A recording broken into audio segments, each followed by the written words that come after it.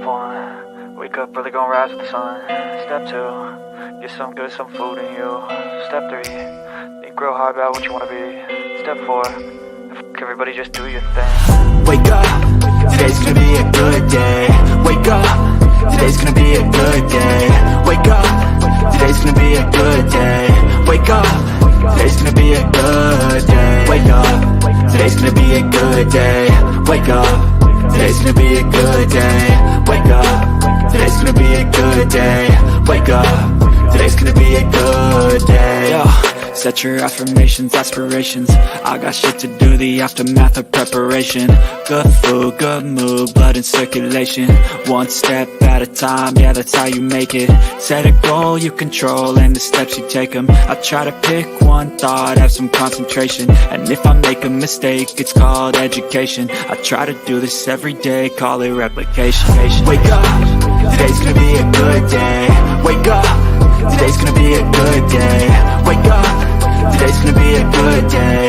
Wake up, today's gonna be a good day. Wake up, today's gonna be a good day. Wake up, today's gonna be a good day. Wake up, today's gonna be a good day.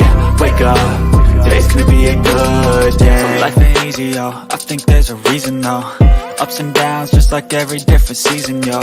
Sometimes I'm high, other times I'm barely breathing, though. I always gotta fight and hide from the demons, yo. Negative thoughts are poison, they rot. Head full of flies, so here come the clouds. They'll never stop unless I can swap all the bad for the good in my head when I'm lost. Yeah, so I'ma fake it till I make it. Positive thoughts are overtaken, I got patience. One day at a time is how you operate a cadence. A flow, you grow, you show yourself a foundation. Stay away from all the shit that causes temptation. I know that I like to do it cause it's sensation. I live my life in my head like a narration. Don't expect greatness, do my best, man, I'll take it. Wake up, today's gonna be a good day. Wake up, today's gonna be a good day. Wake up, today's gonna be a good day. Wake up, today's gonna be a good day. Wake up, today's gonna be a good day. Wake up, today's gonna be a good day. Wake up, today's gonna be a good day. Wake up, today's gonna be a good day. Wake up, really gonna rise with the sun. Step 2, get some good, some food in you. Step 3, think real hard about what you wanna be. Step 4, everybody just do your thing.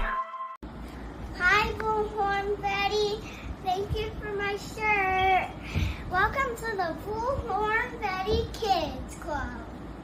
Once the new evidence came to light, Sheriff Gaylor was adamant that we needed to inform our community as soon as possible. These were just a few words that the chief of police said at a press conference related to Rachel Morin, which went missing August 5th. However, she was found a day later, bludgeoned to death.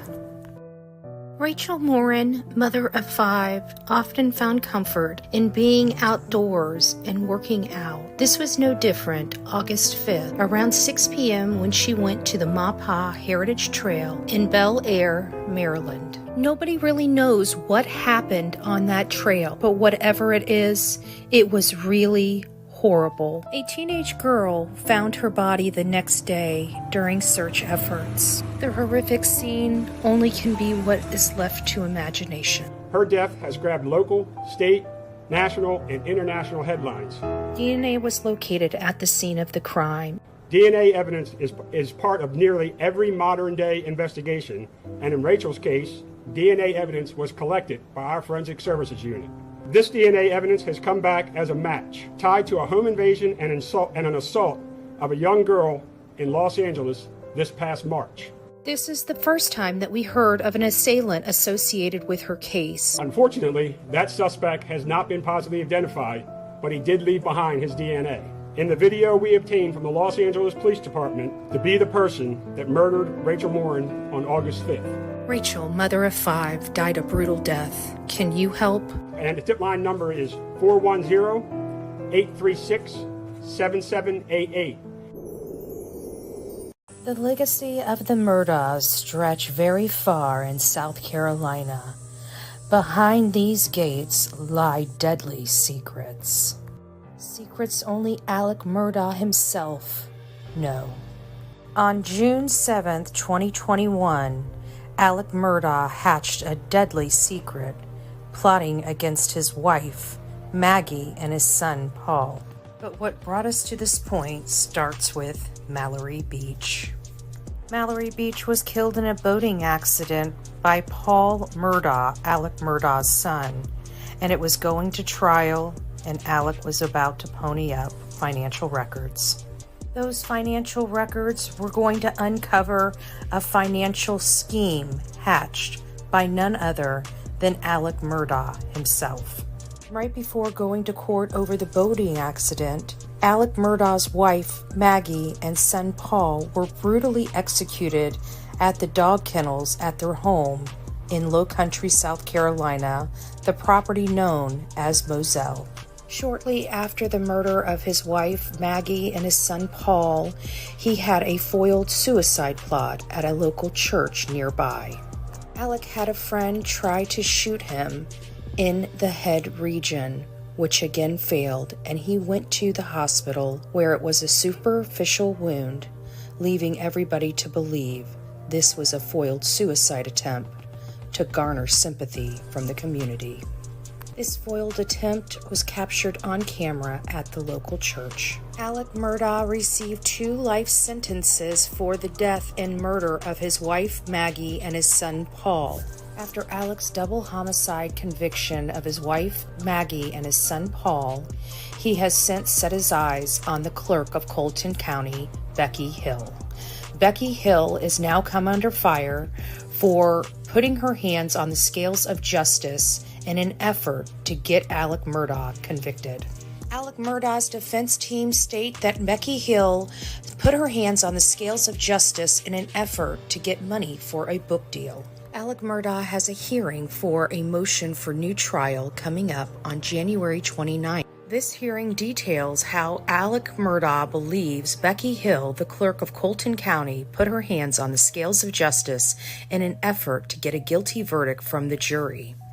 The judge in the matter stated that she will be willing to hear from the jurors and Becky Hill only at the most recent status conference hearing. Welcome to the Bullhorn Betty Crime Stories channel as we prepare to go to this hearing to find out whether Alec Murdaugh does indeed get a new trial. Her family has been struggling so much to find answers, and they have been met with lies after lies after lies from a lot of people that proclaim to be this young lady's friends. So This is Layla Santinello. She has been missing since June 27th, 2023, and she disappeared from Kingsport, Tennessee. Chronicles of Olivia and I went out to Kingsport, Tennessee on several different trips, searching for Layla Santinello or any information leading to her whereabouts. These are my thoughts on this case. Well, I have to be honest with you.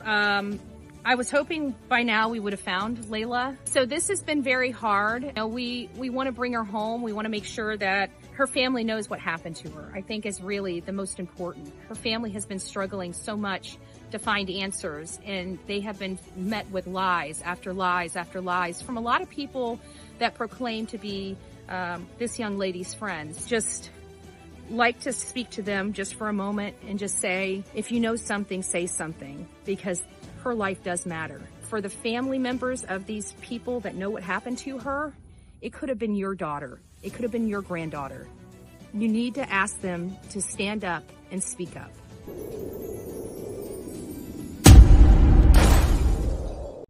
Welcome to the Bullhorn Betty Coffee Club.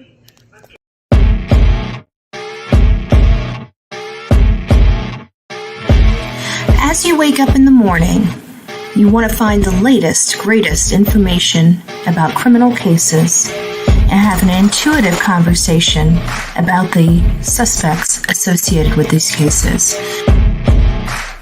Head over to the Bullhorn Betty channel on YouTube.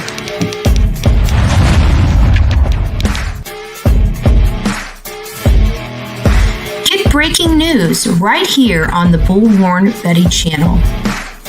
Welcome to the Bullhorn Betty Coffee Club. Enjoy your stay and enjoy your day.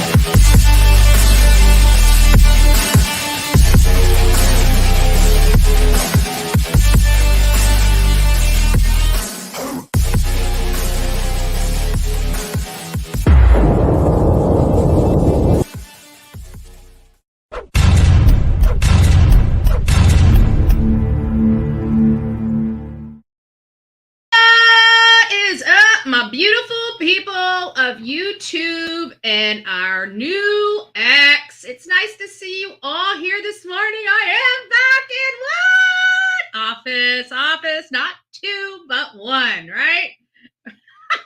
First is the worst, second is the best. That's what I'm going to say today. But it's nice to see you all here. We have a lot of things going on, and we're going to be talking predominantly about Michael Monkey Vaughn and Summer Wells. And here's why. We have went through a lot of cases since 2021 here on the Bullhorn Betty channel. We've collaborated with many great collaborators here on this platform to find out answers about these cases, not just to find out answers, but also to bring those answers to our public, to our audience, so they are not misinformed. We go out there, we spend thousands and thousands of dollars on cases to make sure that you guys have the most up-to-date information, even the information nobody else is telling you. And in this particular matter, we've had Harmony Montgomery, we've had Serenity McKinney, we've had the West Boys, we've had Classic and Sincere, and of course, Orrin and West, that's all the same person, the West Boys, right? They went by several different names, but that was a case that many didn't believe was going to be solved. And the adoptive parents were eventually arrested and charged for those crimes and convicted, with the exception of one of the murder convictions. However, their behavior, and the reason why I'm kind of bringing the West case into this, is because the behavior of the parents are almost indicative of the behavior of the Wells. We're sitting here, talking about Stacey Wandra, all of his statements that he's come out and said, and we're kind of peeling some of the layers of the onion back to try to make sure that timelines are, because that's what we do. Timelines are accurate, that the same statements that were being made back here are being made over here, and the same statements that are being made on this particular channel creator's interview is the same interview and information we're getting from this other content creator channel interviewer. And we're starting to see some weird stuff going on. Now I can personally be honest with you and say that some of this stuff probably has innocent reasons, from the photos. There's also nefarious reasons. How are we going to determine what the intent of these people are? It's hard. Are they lying to us? It's kind of funny to me, because when it comes to Don Wells and Candace Bly, their misconceptions, their timeline issues, for some people, it just doesn't matter. They put them on this pedestal. Why? I don't know. Had it been any other case, any other family, any other person, they would have been, laughed off the streets of YouTube, because it was so blatant that the information wasn't true or accurate. So it makes me wonder, these people that still put Don Wells and Candace Bly on these pedestals are saying, hey, this Stacey Wandra story's not making up. It's Swiss cheese. Well, so is Don and Candace, but you support them. So I get a little, it's a little crazy. I don't understand it. It's just, it's funny when I hear people apply certain things to this one, but not the same standard to this one. It's a little weird for me. But that's kind of why these two cases are going to be up for discussion, is because simply these cases have not been solved yet. Nobody has been arrested in these cases. Yet other cases with similar situations. Now, remember, the West Boys to this day still have never been found. And both parents in a California court, nonetheless, are sitting behind bars for killing those children. So we know that they have a path forward. We know it's successful, even in a very liberal state like California. So why is it not being applied to, say, Tennessee? We're going to get into all of that. We're going to have a discussion. Hopefully you guys all participate because I have questions. You may have some answers. You may not have the answers. I may have some answers. I may not have some answers, right? Good morning, the real me too. It's nice to see you. Whoop, whoop, whoop. Luteens, it's nice to see you. Bullhorn Betty is present. Gigi for life is up in the house. MJ, Skittle Crimes, it's nice to see you, love. And it's the next day.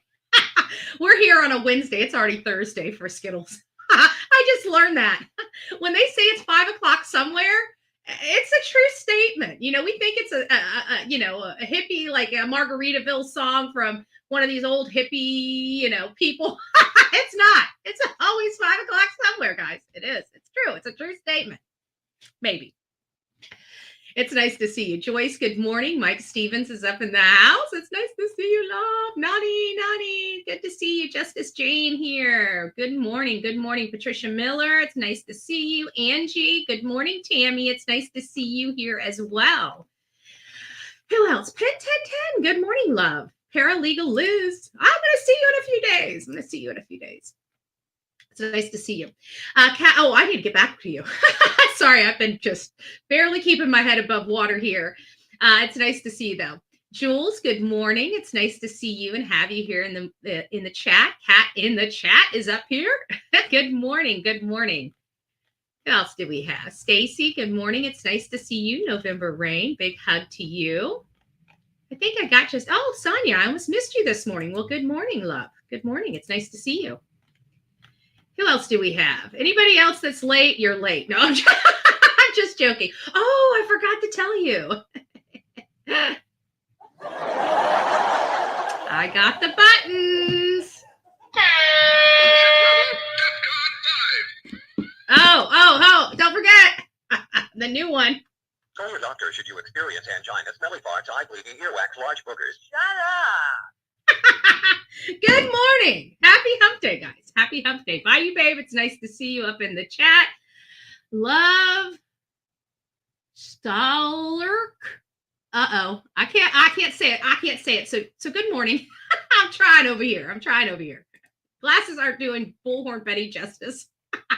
Wolf, it's nice to see you. Good morning, Cool Gamer. It's nice to have you as well. Good morning. Manic Mama T, good morning. It's nice to see you. Oh, Samantha, it's nice to have you. Good morning. If I missed any of you, I am Team Summer is up in the house. Good morning, love. Good morning, Allie. It's nice to see you. So good morning, everybody. Thank you for being here. Before we get started, I want to show you what you guys pay for. We want the truth. Right? We want the truth. Okay. Well, we're going to give you a little truth serum. Before we jump into our main topic, we're going to just show you. I was at my meeting yesterday, and I want to let you know what we talked about. Okay? Why not? Right? Why not? Everybody likes to talk crap about Bullhorn Betty and the things I do. Let's see what Bullhorn Betty does. Kind of leave the chamber. Up next, we'll have citizen comment. We'll let everybody kind of clear the chambers for a second.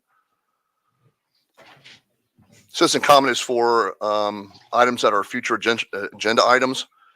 When you come forward, please state your name, county residence, and you'll have 3 minutes to speak. I have one speaker on, and that's Henry. Good morning. Hey guys, welcome, Mike. Congratulations. I haven't seen you since then. So my name's Andra, Manatee County activist. So I've got a few things I want to talk about. It's the normal stuff. My phones. I'd like the phones back on. When we all had the phones turned back on before, it was for more participation from the residents. I can say that it looks like we need more participation from the residents for the county. So I think that at this point, going into 2024 elections, that it would be appropriate to turn the phones back on, find some kind of system limiting the phones, but making them accessible to people like me that are going to be working and going to be on a campaign trail at some point, around the country. So I really like to participate in my own personal community as well. And then, of course, I noticed our drinks are not allowed into the dais anymore. So I'd like some rules on that too, because I think I'm an adult There's my here. complaint. And if I need to sign something, I'll pay for the cleaning fee. But I could bring water. I bring water. I doubt it's going to hurt the floors that much, but I'm an adult. And I'd like to have some type of capped drinking option in here, especially since we're here for hours. The main issue I have that I'd like to bring here, and it might be something you guys can all help me with, it might not be. So I've just learned that we are now having our investigators for our children, our Department of Children and Family Services, which is a near and dear cause to my heart.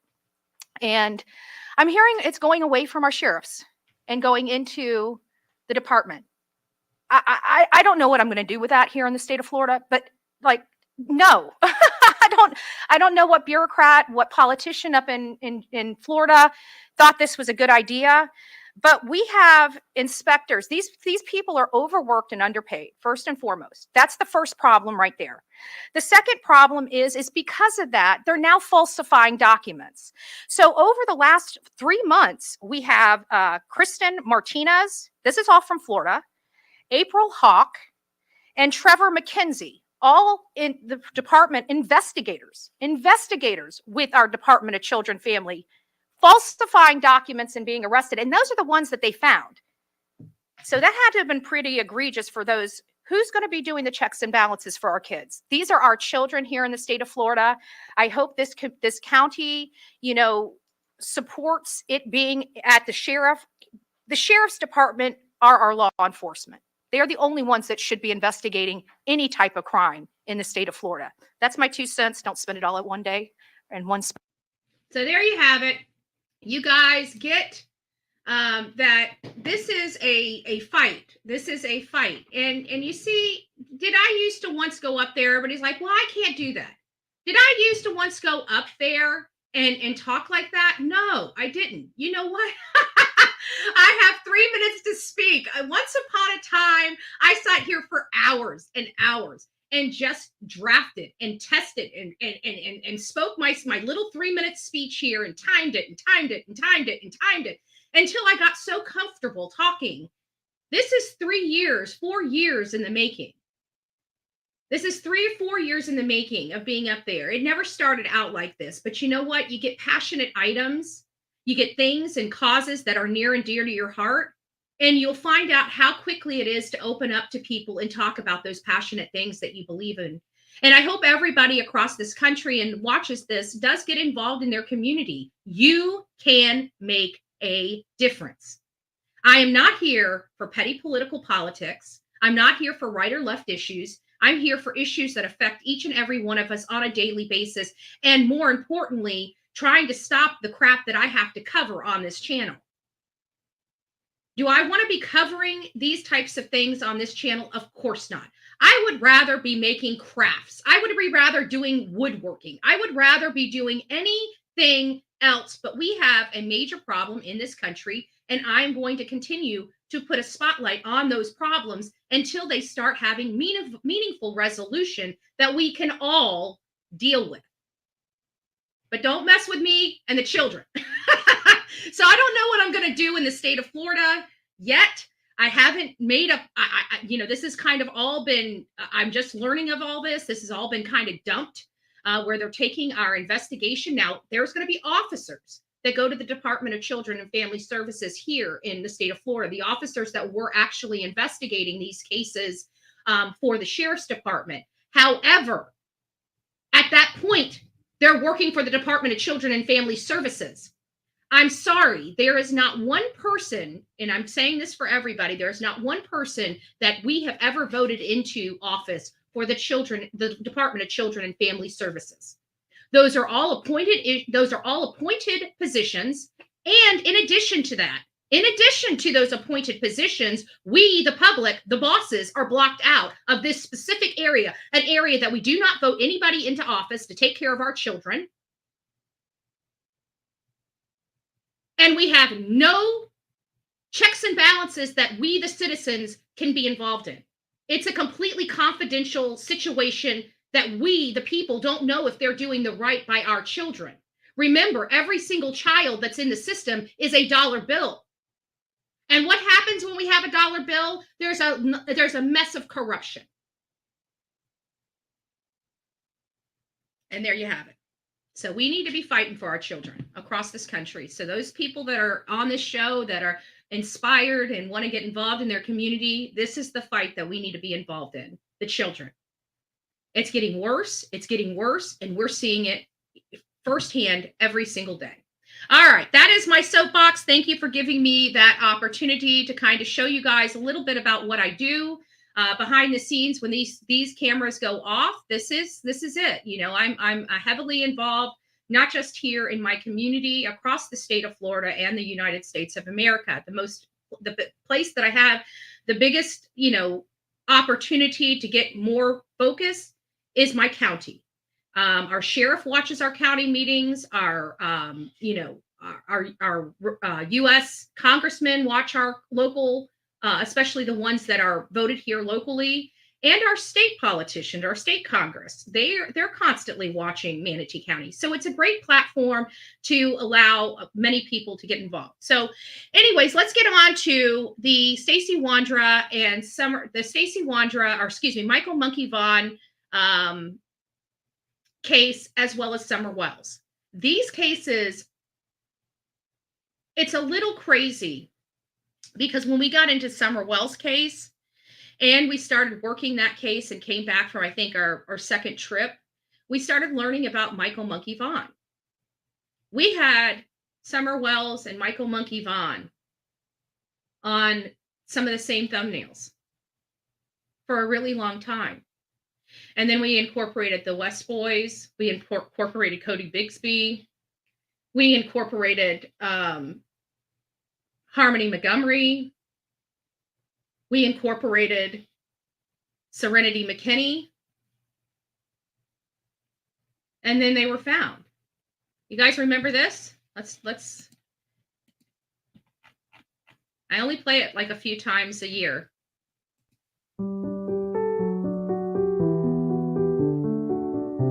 Tom, it's just a tough subject. A recent study by Brown University showed that nearly 450 children are killed each year by their parents. My daughters were picked up on a Friday by their father to spend the weekend, and that night he pumped carbon monoxide into their bedroom and slit their throats. Justice have begun for two children killed by their mother in Pickens County. 9-year-old Hayden King was laid to rest today. Hayden's 4-year-old sister Harper will have a celebration of life service tomorrow morning. Here's a story that's breaking at 6 o'clock. It's all centered around the three people you see on your screen. The key pieces in a Middletown murder case. On the left is James Hutchinson. Police say the 6-year-old was killed allegedly by his own mother. East Los Angeles mother was charged today with killing her 3 young children. The youngest was less than 2 months old.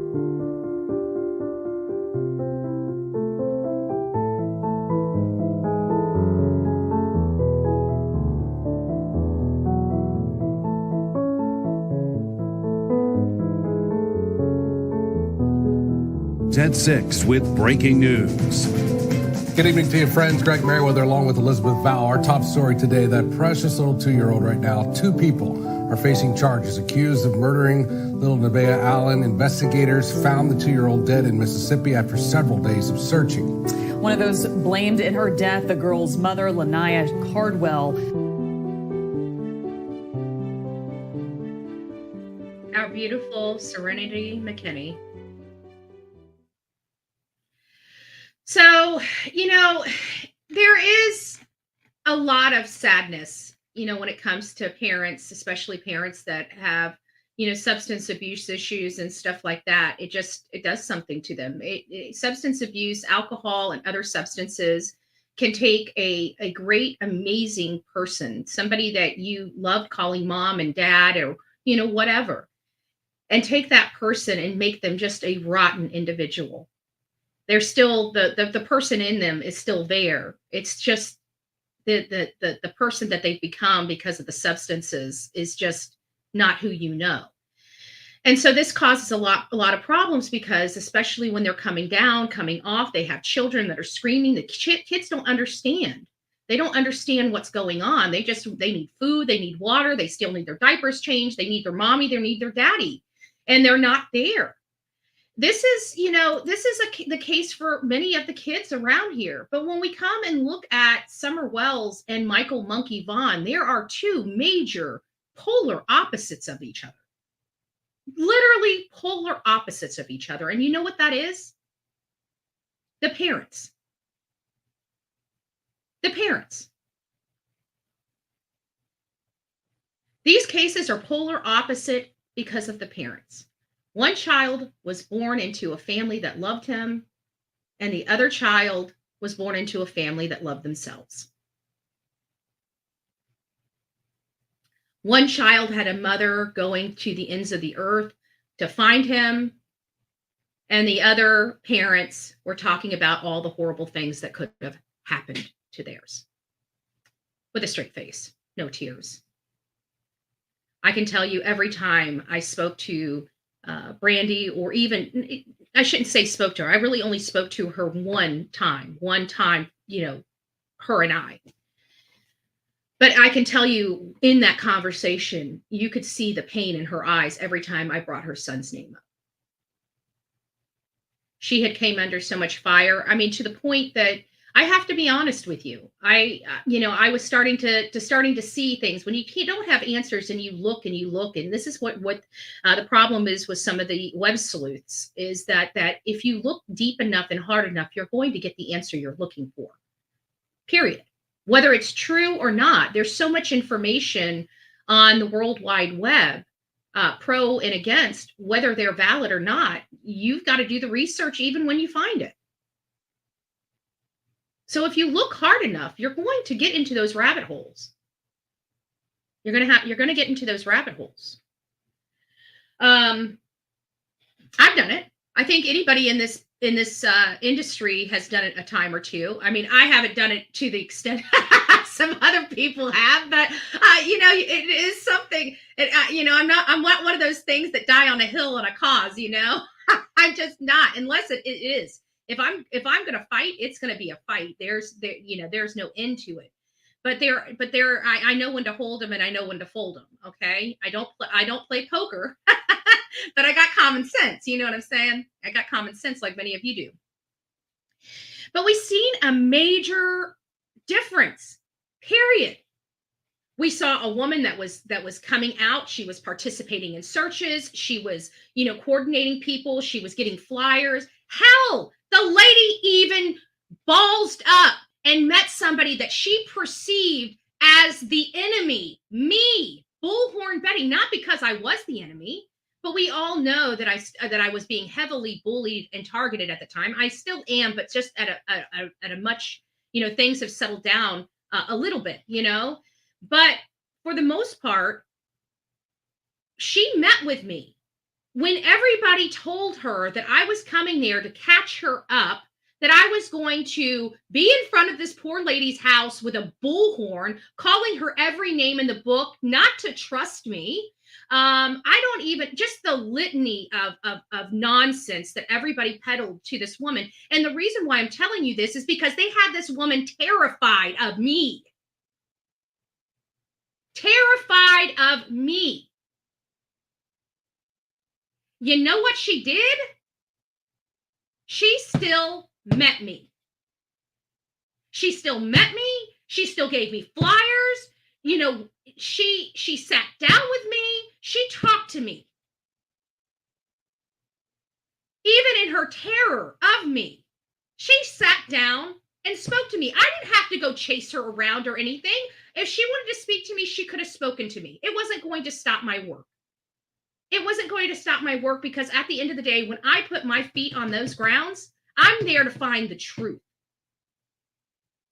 I'm not there with the bullhorn to cause a scene. I'm there for the truth. I don't like liars, and I don't like people that hurt children. So I wanted to put that into perspective for you, because we know that Don Wells didn't even have that kind of balls. Right? Big, rough, tough Don Wells. It took me almost 3 years to actually see him face to face. And that's only because he knew I wasn't going nowhere. It's been 3 years, right? Almost 3 years. So he finally met with me. So you're telling me that Don Wells' behavior is appropriate for a parent of a missing child? Well, this is not our first rodeo. This is not even the people that support him first rodeo. And they apply different standards to every other case they cover except Summer Wells. Why? Here is why. Because he's still talking to those channels. It's a click and a view for those channels. So are those channels really advising their audience because of their belief, or are they doing it for the interview? This is the same crap I have a problem with mainstream media, isn't it? Ah, my beautiful PJ up in the house. Wah, wah, wah. Starstruck. My beautiful PJ. Now I got backup. Guys better watch out.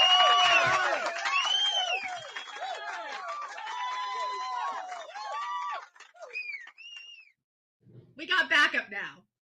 I don't just have sweet misery. I got PJ. I'm just joking. Play me. We'll go cruising the club together, baby.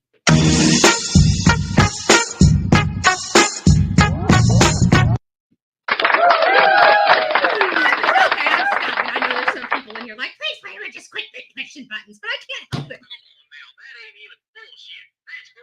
I love my buttons. I love my buttons. And for the people that don't like me pushing my buttons, Bro, shut up. that's all I'm going to say. Because I am Betty. Hold on, let's try it again. Betty. All right, I'm done.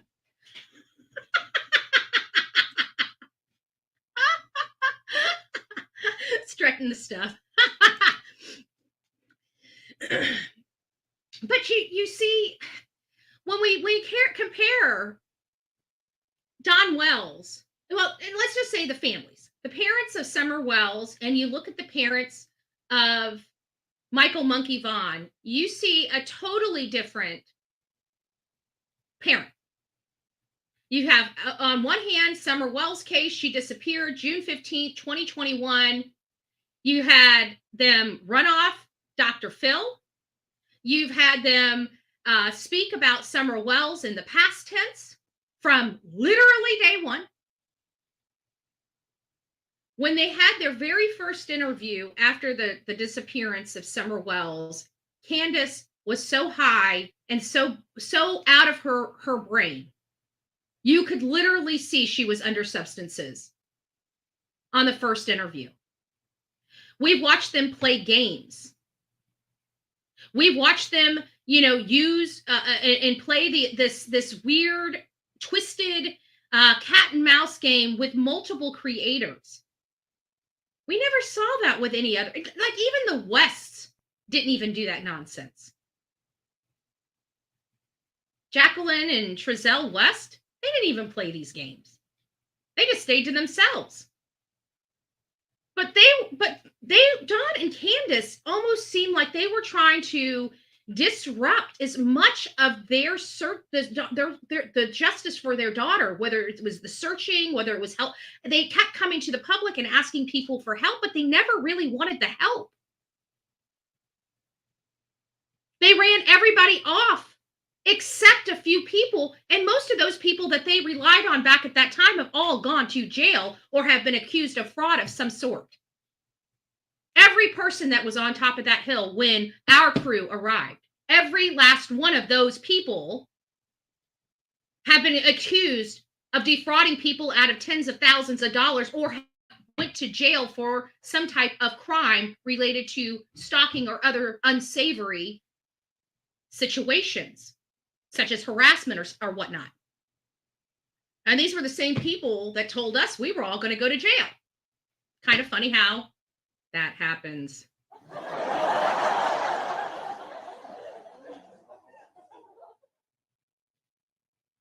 But now we've got Stacey Wander. Let's focus, because Summer Wells is a big deal for me. But and a lot of people think that I've left the case or something like that. No, I'm not. I haven't left the case. What more are we going to talk about? People at this point, 3 years later, I either believe the Wells have done something with their child or they don't. There's no convincing. I don't think we're going to come up. Everything that we, the public, know about this case has been presented. And the bottom line with the Summer Wells case is there was some weird behavior the day before she went missing. Why are we never looking at that? There were weird behaviors from Don Wells earlier the day, the 14th. When Dudley came to work on the 14th, a complete day before Summer Wells went missing, let's talk about that day and all the weird red flags and weird behavior that existed that day. When Dudley got to work, he goes inside the house, and Don Wells, now mind you, this is a house they do not own. This is a house that's under construction. And Don Wells is inside a tub,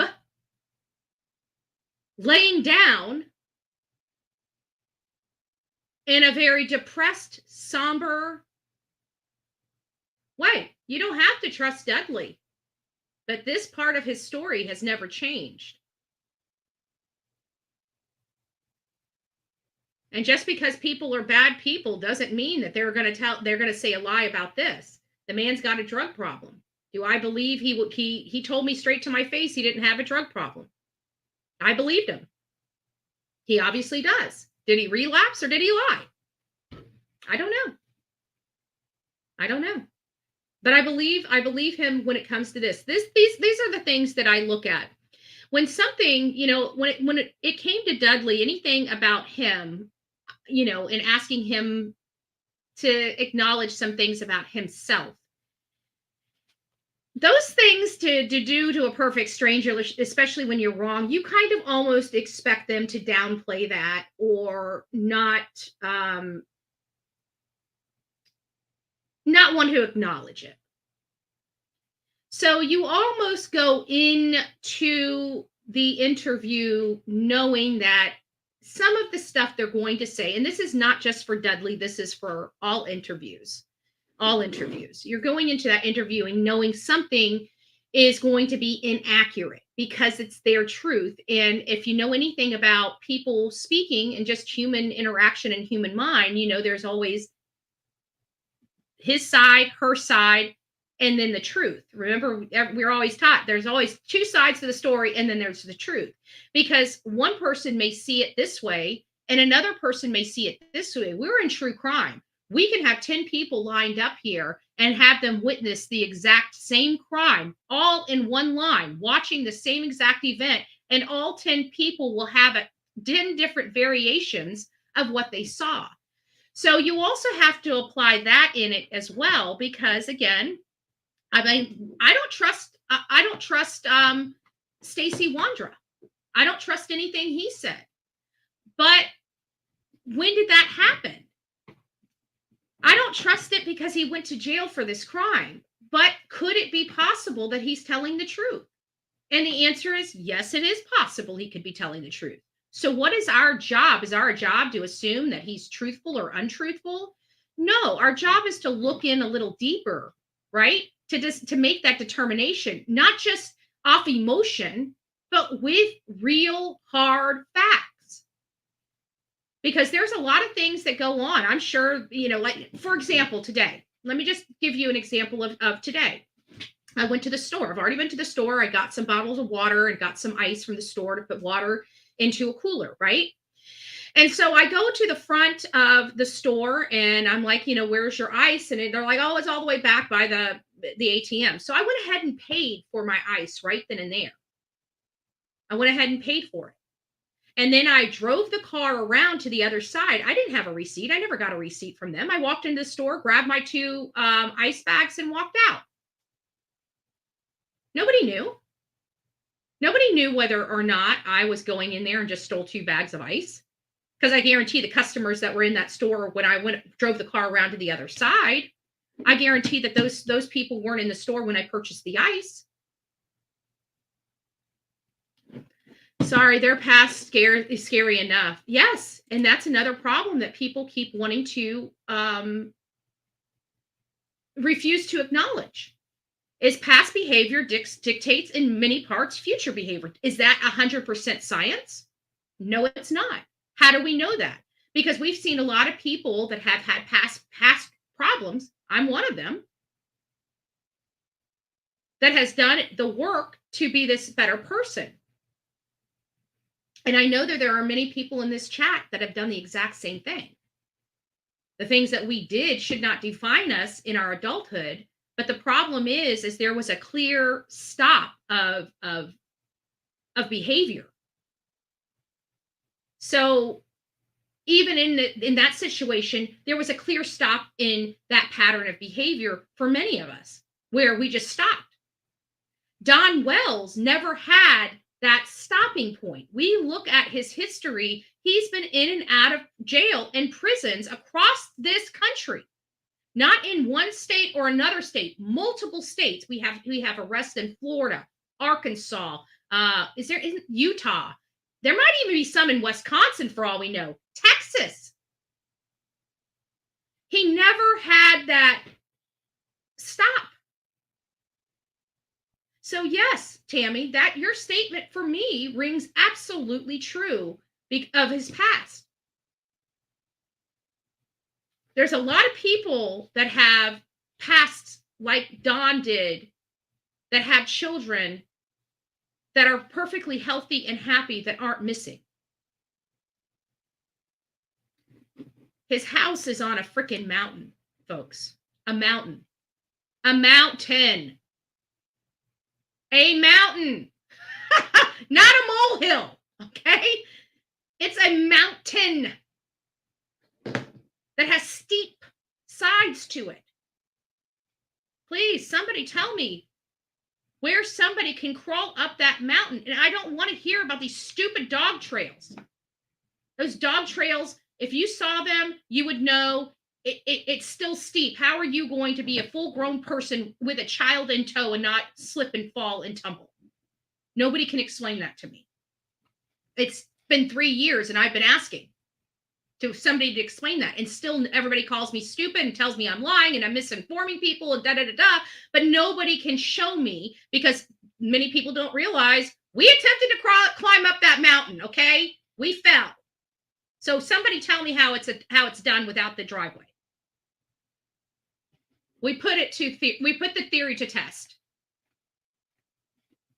People try to say we were trespassing. You're only trespassing when somebody tells you to get off their property. And I will tell you right now, as I sit today, you can ask Don Wells himself. He has never once told me, or Candace has never once told me not to come on their property, even after 3 years.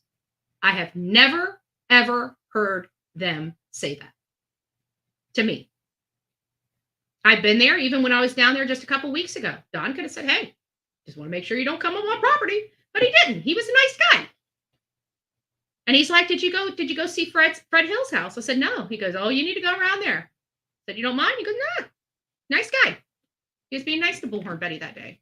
And we went by there, and Fred Hill's property was like gone. There was no cars. There was nothing. Remember when we drove by the last time? They had all those cars, and it was just a hot mess there. Like, it only had like a half a trailer left. Like, the whole property was just cleaned up. They must be trying to sell it or something.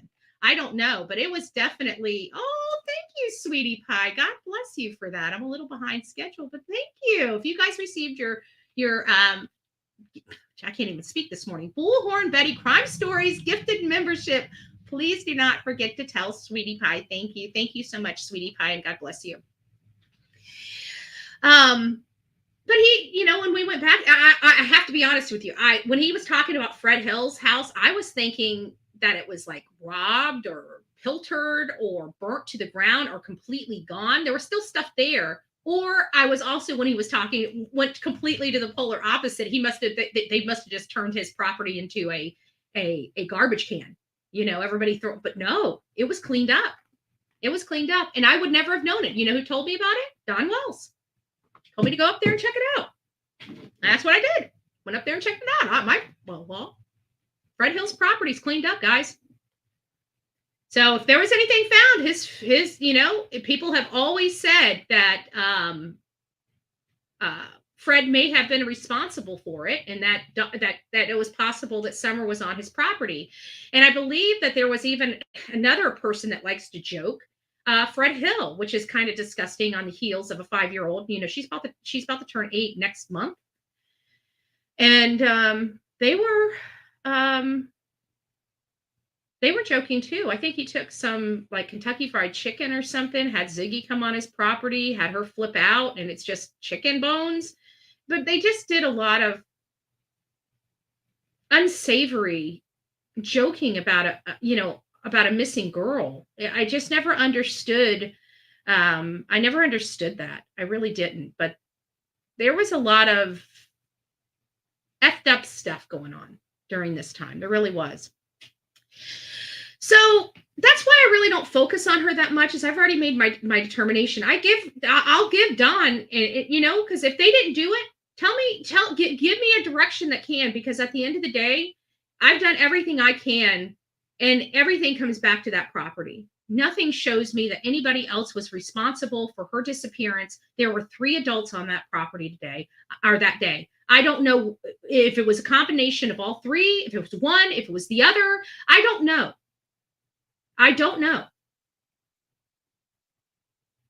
But I don't have to. All I know is that there was 3 adults in and around Summer Wells when she went missing, and only 3 adults in and around Summer Wells when she went missing. So, I'm sorry. Now, getting moved on, Stacey Wandra, Michael Monkey Vaughn's case. Let's bring everybody full circle with Michael Monkey Vaughn. You may know it, you may not know it. I just realized I didn't have the light on here. Maybe this will help get you. Yeah, I don't like it in my eyes.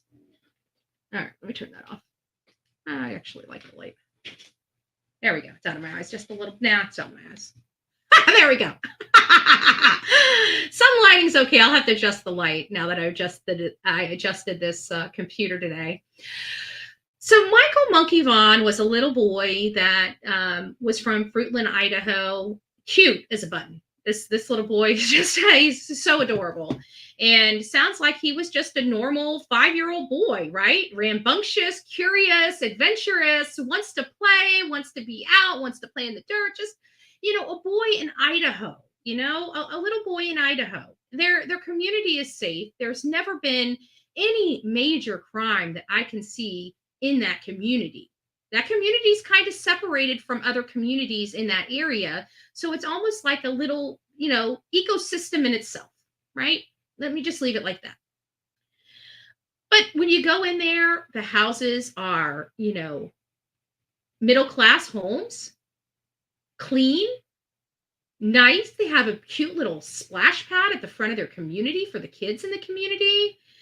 Clean. I even stopped in there and, went inside to the restrooms. Just check the restrooms out, see how disgusting or how well kept they are. Thought about a restaurant, a person, or a community by checking out the restrooms. You can tell a lot. And I can tell you, if I go into a restaurant and I go into a dirty bathroom, I'm not eating at that restaurant. I don't know about you, but Bullhorn Betty's not dining there. Okay, make sure your toilets and your sinks are clean if you want my business. That literally is. If I walk into a bath, I don't care if it's an old. I'm from Mayaca City. We had a lot of old houses with a lot of rickety old plumbing and stuff like that. I'm not talking about plumbing and I'm talking about cleanliness. Something can be old and be clean. Look at Bullhorn Betty, right? Squeak, squeak, squeak, squeak, right? You can be old, but be clean.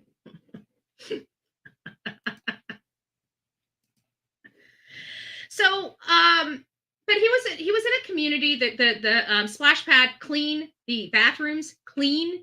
I spoke to a lot of people because I'm a walker and talker. So if you guys haven't been out with me in one of these communities, I always have, a hand of flyers.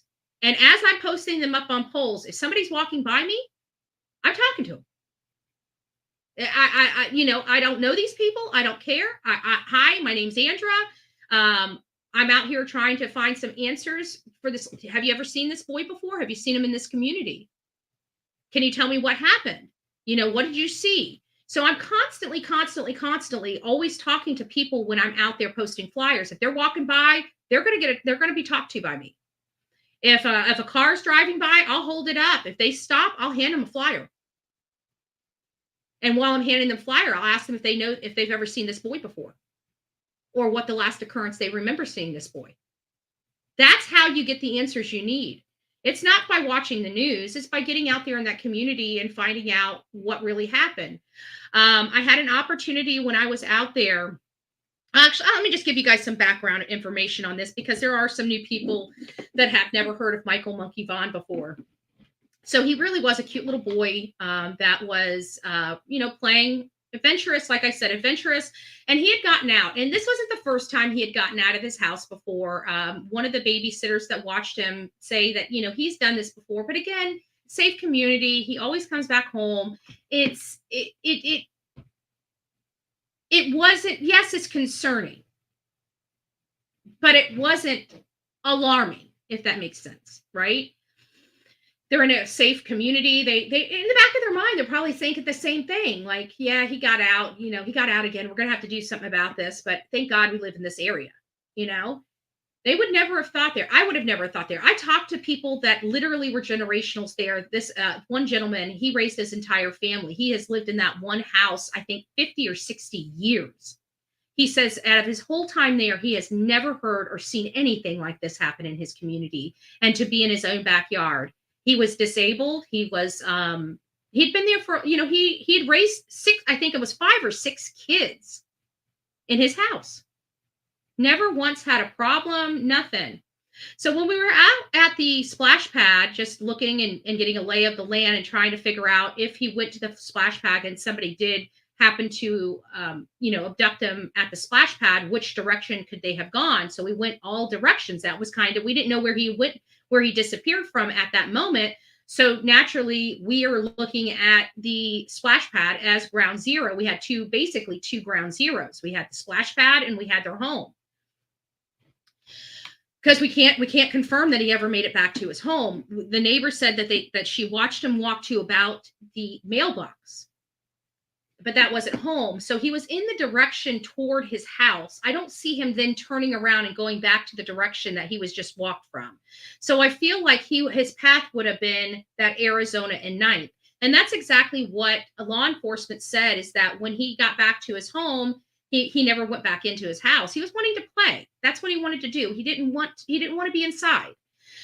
So JD Huff, on the original paperwork that I remember way back in 2021, in the middle of 2021, it basically said that they believe Michael Monkey Vaughn disappeared at 9th in Arizona.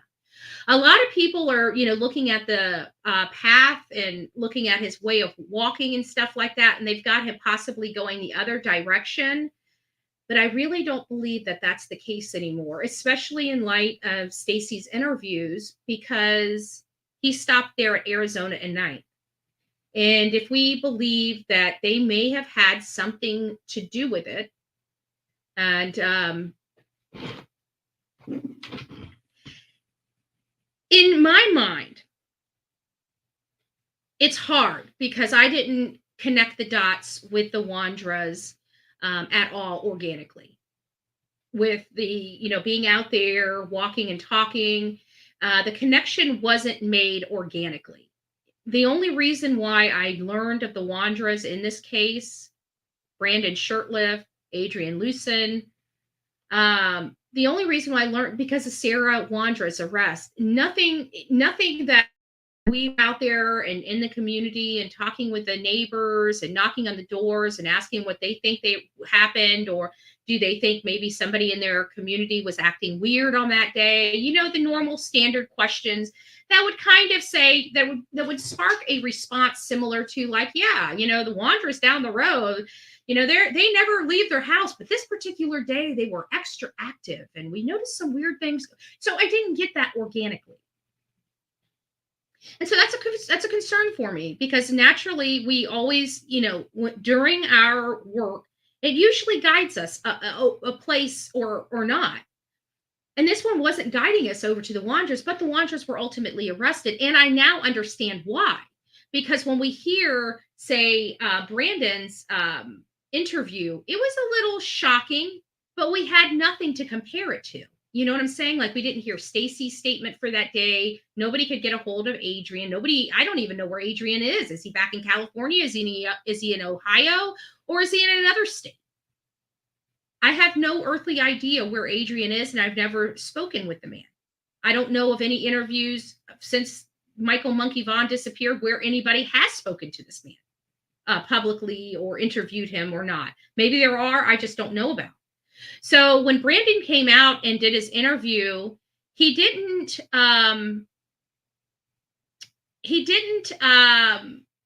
there was nothing really, like I said, nothing to compare it to. So his statement couldn't really be corroborated. We were just listening to it.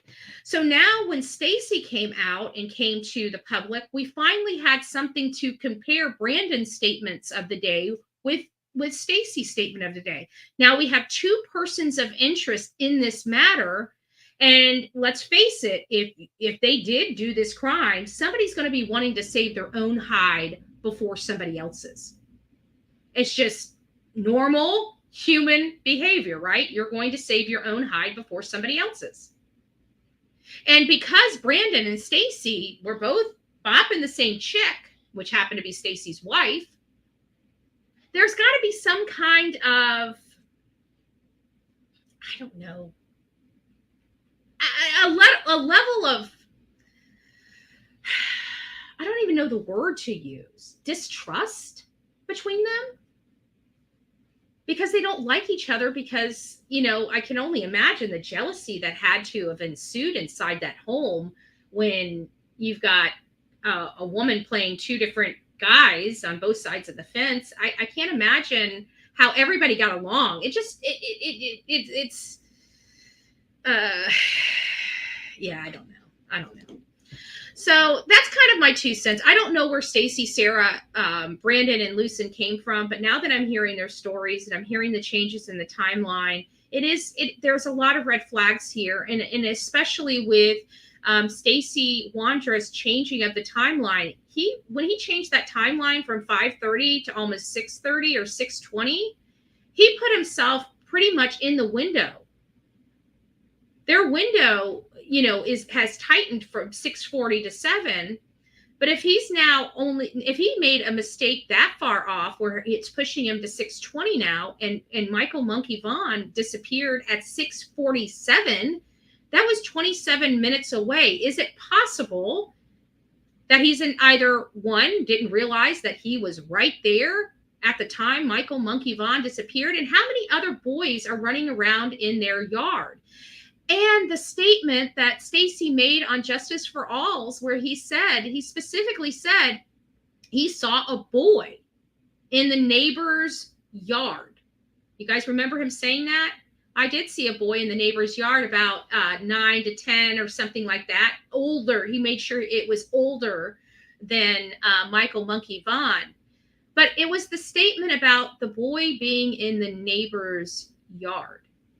Did anybody kind of get a weird vibe from that statement? I saw a kid in the neighbor's yard. I want you to keep listening to that. I saw a kid in the neighbor's yard. I saw a kid in the neighbor's yard. Why did he assume it was the neighbor's yard the kid was in? Because, see, this is my problem. He's made a statement that he didn't know anybody. He didn't know kids in his community. So if he wasn't aware of the children in the community, why wouldn't his natural assumption be he saw a kid in his yard, in the kid's yard? Because if you don't know that child and you don't know whether or not that child, naturally, I think everybody would equate to seeing a child playing in a yard. They would automatically assume that that's the child's yard that that child is playing in. I don't know if I saw a child that I didn't know just driving down the street playing in a yard that I would automatically assume that that's a child from a neighboring house. I found that statement awfully odd for me because he was trying so hard to explain he had nothing to do with Michael's disappearance that he over-explained so much that he jammed himself up. And that's the problem when you have to use convincing language. For example, what is convincing language? When you're talking to somebody or questioning somebody. This is, I know we have a lot of people that do interviews in here. So what is it? It's basically when you're trying to convince somebody that what you're saying is true. So he said, this is a great example of what I'm trying to express to you. Stacy says he left his house at 1 o'clock. He had a fare and needed to leave the house at 1. That would imply that he was getting in his car and he was leaving the community to go pick up his fare.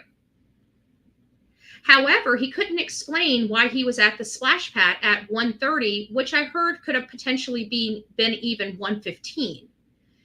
So at 1:30, it's a little more inconsistent, obviously, because if you left the house at 1, why did it take you a half an hour to go around the block to the splash pad to look for your dip? The timeline didn't make sense, but that's not the convincing language. What he said is, I had to pull in there because my dip fell on the floor and it fell to the furthest side of the car. And for many people, that would make sense, right? But it was when he took the can and stuck it to the camera to show everybody he dipped.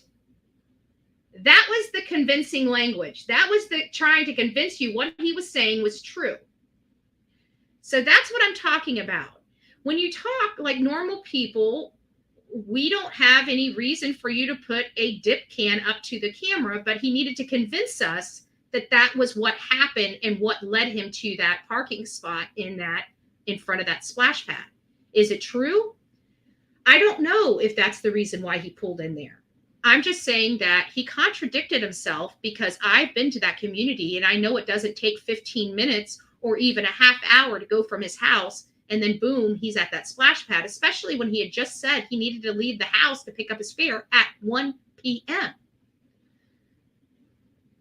So why is he at the splash pad a half an hour later, 15 minutes to a half an hour later? He should have already been long gone halfway to picking up his fare. So it is strange statements. It's strange statements. It's convincing language. It's a lot of things. And then, now we hear that he's kind of gone dark a little bit. So we'll see where this all pans out. But in all fairness, he kind of screwed a lot of things up with not being consistent in his statements from day to day. He was giving interviews on a daily basis, and his statements were changing wildly. He almost thought that many of us weren't watching the same channels or something, or weren't taking notes. I mean, I've got notes out the wazoo here. He used many qualifying words and actions to convince the listeners. He did. And those are red flags to me, because when you're giving statements of truth, you don't need convincing language behind it. But, even with me being in the true crime genre, which it's specific because I am a creator, we over-explain. And I've noticed that even now, even just simple conversations, we have to set the stage, right? We can't just say, hey, I got to go do this or got to do that, or I'm working on this. You got to set the stage, right? You got to say, oh my gosh, well, you got the story, and this story got some wild things going on, and I don't know what to believe. And then after a half an hour, you get over to the what you were really just trying to tell the person, right? I might be doing convincing language too. I don't know. It's possible. But Stacey Wandra really kind of, I think he's this is why they say, you know, you should, when you're in a situation like this, you should keep your mouth shut. But it's hard to just keep your mouth shut when there's so much going on and you want so much of your story to get out there that's true. But, you know, sometimes you just need to let the investigation go where it's going to go and just keep your mouth shut. And that's what he didn't do. It's kind of funny because whenever you feel challenged on your reputation, on your character, on your integrity, you always want to explain that away. You always want to show that those statements are not true. I think it's almost, in a sense, a natural behavior. You don't want anybody thinking ill of you. You don't want, especially if it's a lie. And so this was such a horrible lie. I mean, this is about a kid that disappeared, that Stacey really, you know, he didn't want to be this monster. He wanted people to know he's not this monster because, let's face it, he's in Idaho. Idaho, it's a big state, but it's not that big, you know? It's a lot of rural area. A lot of people know your business. And so now he's out there trying to convince people, because he's in a new place, right? He's in a new area. He's trying to convince people that he's not this monster. And so his ego is kind of running him all over the place to try to tell a story. And then, you know, of course, somebody that's down on their luck says, oh, hey, you know, maybe I can start getting paid for this. Maybe I can start getting paid for this. And now you got a guy running around trying to get paid to tell his story about a kid that's missing in his community. How distasteful is that? That's going to get some people that are Team Michael, you know, chomping at your butt. I can tell you that. I found it highly offensive personally. But if people do, you know, do what you do. It's just a thing. I don't understand why he would have been wanting to get paid for a missing child, to tell his story about a missing child. He should want to do that and clear his name free of charge, but he didn't. He wanted money. Now, from my understanding, I don't think anybody gave him any money. I think this is something that somebody put in his ear after he was starting to get attention. Oh, well, you can get paid for this. So, but it's just the thought that he actually concocted this idea to now, instead of being out here to try to clear his name, he went for a money grab. A money grab. How despicable is that? How immoral. I mean, absolutely immoral. You are literally a person of interest in the disappearance of a little boy, and you want to get paid to tell your damn story to clear your name? Have you lost your ever-loving mind? Like, what? I'm sorry. Stacey, that was just, I don't know what to say, but I think that was a little too overboard for me, for my cup of tea. I gotta say. So I'm curious about other people, how you feel about this process. I'm gonna keep this stuff open. I'm gonna put Google Voice on, so if anybody does want to call in, you're more than welcome to. Let me get it up and running first.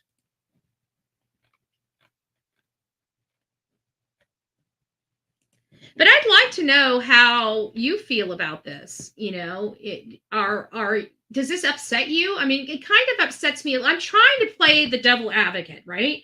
Everybody says I'm too mean. Okay, I'm too mean, right? I love this stuff. I need to put this on my keychain. Psalms 1387. Why am I picking this up and seeing Psalms 1387? Psalms 1387. Let's find out before we turn the phones on. Let's see what this one says. Let's read this. Let's read it for everybody. If I need to see it, there's a reason why this is jangling in my ear. So God's telling me, stop what I'm doing and go pull this up and read it. I don't know why he wants me to, but apparently I or somebody else in this chat needs to hear it. It says, when I am surrounded by troubles, you keep me safe. You oppose my angry enemies and you save me by your power. You will do everything you have promised, Lord. Your love is eternal. Complete the work that you need or that you have begun. That is Psalms. That's so sweet. That's so sweet. Apparently, we needed to hear that. We needed to hear that. So, what do you guys think about either one? Michael's case, Summer's case. Am I being too harsh on Don Wells? Am I being too harsh on Don Wells and too easy on Stacey Wondra? Am I? I'm human. I make mistakes, right? I can evaluate stuff wrong. So I'm going to leave these phones open up just a little bit. The number here for anybody that would like to call in is 724-249-6140. We're not going to be able to keep it up long. I have an appointment here in about another 30 minutes. You guys got me for about another 30 minutes, and then I've got to go. But I want to know, we have some issues here. We have Michael Monkey Vaughn and his parents, which we talked about a couple different topics with both cases. So the first topic that we are discussing when it comes to Michael Monkey Vaughn and the Summer Wells case is the parents' behavior. The parents' behavior in both of these cases are polar opposites. We, in one case, have a police chief that stood next to his grieving parents. We have the parents that went out there and searched, met with people that terrified them to give their interview just to get their son's name out there. They just wanted help, whoever could help. Here's flyers, go do your thing. And then you got the other side that wants to drink, play games, not go out and search, not even buy a flyer, not even post a flyer, but wants you to give them as much money and super chats and Venmo payments and Cash App payments and PayPal payments that you can possibly muster up. Don't even want to pay their child support for the other 3 kids that they've got. And refuses to meet with anybody that they have requested help from. And again, takes you on a tour of games. So we talk about the differences between parents and their behaviors after their children had left. Now we're talking about the fact that both of them are almost 3 years old and neither one of them have had an arrest in either of the cases. We have one police chief that's out there telling us, not telling us a whole lot, but every now and then feeding us that they're still working on the case and they are getting close. And then you got the polar opposite with a corrupt Hawkins County Sheriff's Department that likes to have his own son that's a kitty diddler only get a slap on the wrist in a community that's missing a 5-year-old child. And her case is going cold. None of the law enforcement in that state is keeping us up, even with a scintilla of, we're still working on it. Nothing.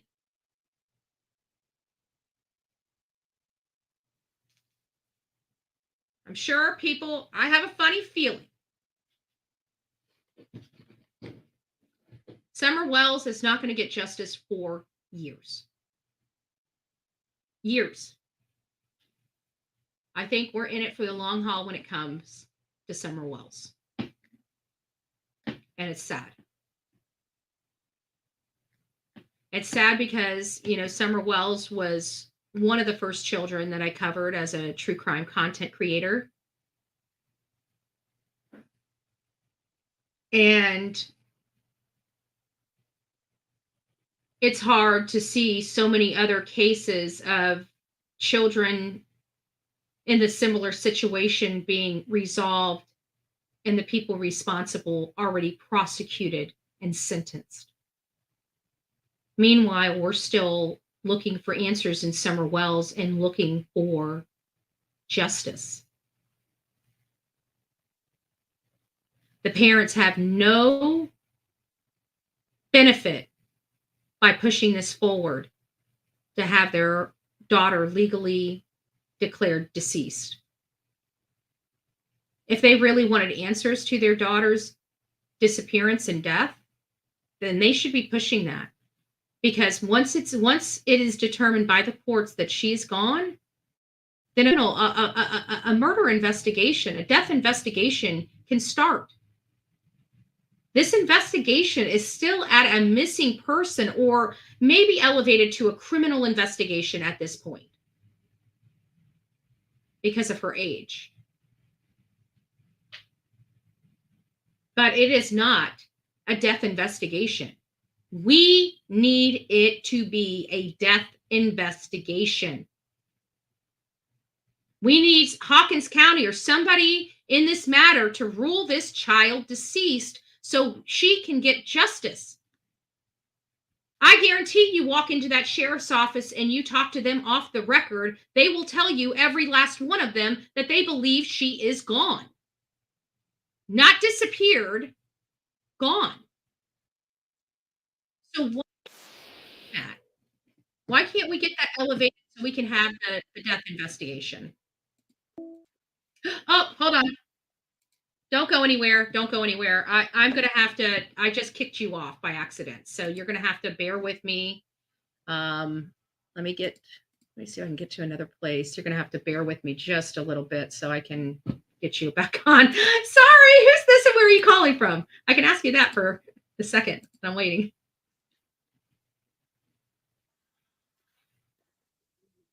Oh, Tammy, you know what? I'm about to put you back up on the screen. It's going to show your number. Can you call me literally right back so I can add to the screen without showing you?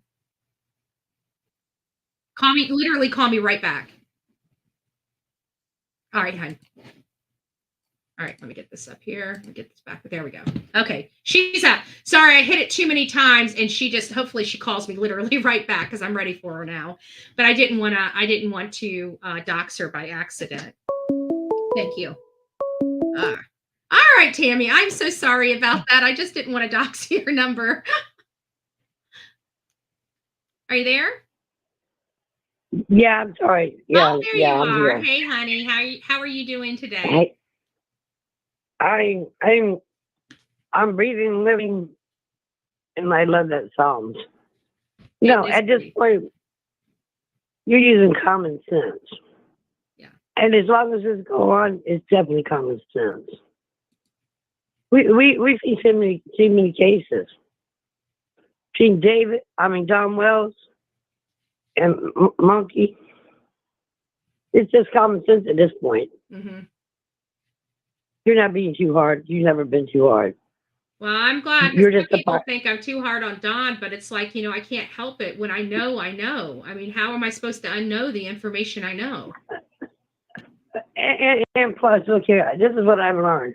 Okay, when you're doing good, that's when all these people come after you. Mm-hmm. And look at other people coming. You must be doing something right.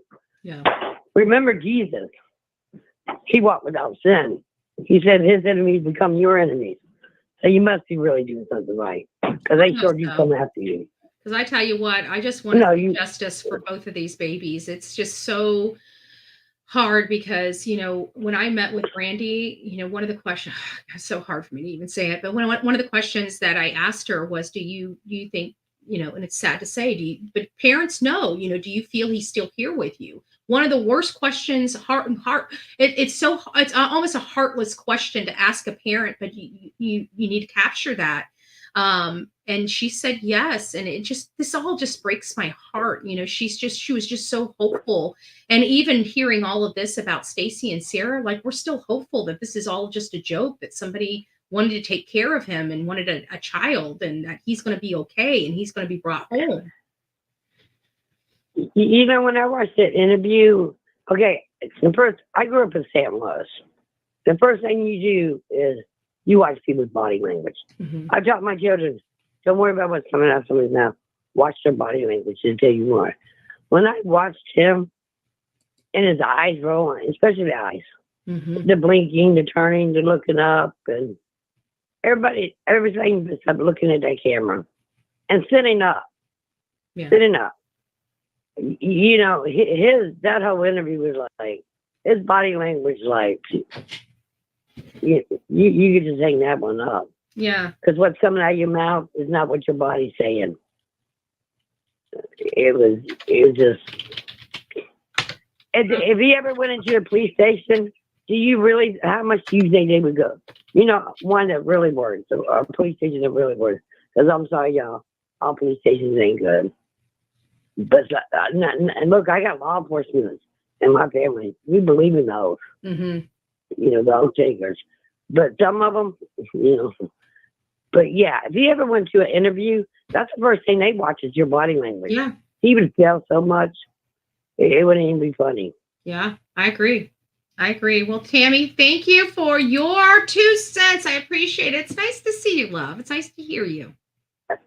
Yeah, you have a blessed day. I just want to ask you one quick Absolutely, thing. There's something very much that is on your heart, and that's the DSS and the children, right? Yeah.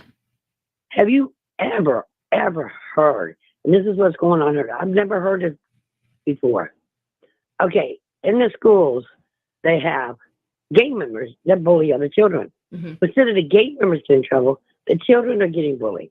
But then you have DSS go to good parents' home and say, because these children are acting up because they're being bullied and everything, right? Go to good parents' home and say, hey, look, you're having trouble with your children. Give us custody of your children. Then they put them in group homes where a child's not getting love, care, just like a normal child would, somebody to go talk to. And then they lock the food cabinets up and lock the water off. What What state do they you live in? paraded here? Oh, no. I don't. I'm within my daughter. I'm really a No, I don't want to know where you live. I just want to know resident. what state you live in. What state? What state am I in? I'm North Carolina. Okay, so Regional North Rockingham Carolina, County. I would be filing, if I was the parents of these kids that aren't doing and getting bullied, I would be up at law enforcement's office every day. See, that's the problem. That is the problem. People believe what they want. That's been here 4 years ago. My daughter, my 36-year-old daughter, bought a house here that's paid for 4 years ago. That is the problem. We're talking about gangs, and they have put people in positions in our police station, DSS. You would not believe what. Yeah, but it doesn't matter. It doesn't matter. You need to create the paper trail. So it doesn't matter whether that's what I'm trying to do right now. Yeah, you need to file those complaints. It's not that it's going to help you immediately. This is, it's just that you need to create that paper trail and keep adding to it. So if the kids aren't doing anything wrong I have a problem with DCS asking any family to sign over kids to their troubled kids. No, you give them resources to manage troubled kids. You don't take them out of their home, especially if they're good. Yeah, but these are children that are being bullied in school by gang members. Yeah. But the gang members they don't get in trouble, and they get out and they got the jobs. Then they get up and go to school. Well, then it's time for some parents to get to those school boards and start raising up. Nothing happens. Hold on. I can tell you nothing happens in these school districts until the parents start showing up. Until you start showing up. That's the problem here. And this is where I really need Sandra. And don't worry, Sandra. I'll pay for it because God provides. What they have done is fear people here. People have been so fearful. But because I've been such a loud voice here, yeah, I'll do like Papa Beer. There's no newspaper or news station here neither. Mm-hmm. So I've been like Papa Beer here, and people are ready for a protest. It's going to take a protest, and us get loud here. Yeah, and then so Sandra, I'm going to really need to do if they're not listening, because I'm going to tell you, there's nothing one singular person can do to change the system. It's one voice. But when you raise that one voice, others come to help. And so whenever you're doing a situation, especially with the schools, it's a very it's tough when it comes to the schools and the school boards, and there's nothing it's not just the schools.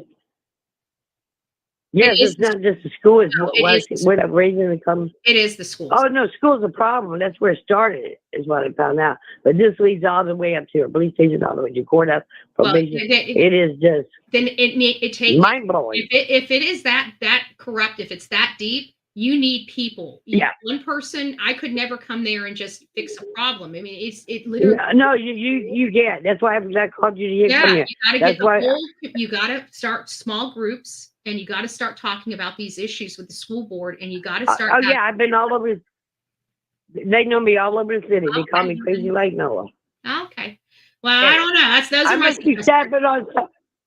Okay, I must be stepping on some toes because I've been arrested one time by here in North Carolina. A citizen could go to magistrate and take some criminal summons on you. So I haven't been charged by the police for no crime, but I went to court. I've had 2 court dates. I got another court date. I've had my other court dates by citizens going, I must be stepping on some toes. Yeah. And then the hits that have been on it. So I must be stepping on some toes. But that's okay because God did not give me a spirit of fear, but a sound mind. There you so go. I will still keep on doing what I'm doing. Well, Tammy, Y'all I have love a you. I mean, blessed day I'd and love to thank you, help, too. but I don't. If it's that deep, No, but there's nothing you can do right now. There's nothing you can do until No. you build up the community. The community has to come. Oh together. yeah, I got people who are ready for the process. They go, when is it going to be? I'm like, when you see the flyers. Set up This a date is when and I time, got. 4 to 6 weeks out, and then that gives you plenty of time to advertise, get to your groups, let people know that this is going on, get to your meetings, everything. That'd be perfect. Yeah, this is where I'm going to need Sandra. Would you help make the flyers and T-shirts and stuff? Don't worry, Sandra. I'll pay for this because God will provide. But yeah, I'm gonna have to meet up with Sandra because she's good at making those flyers and T-shirts and stuff.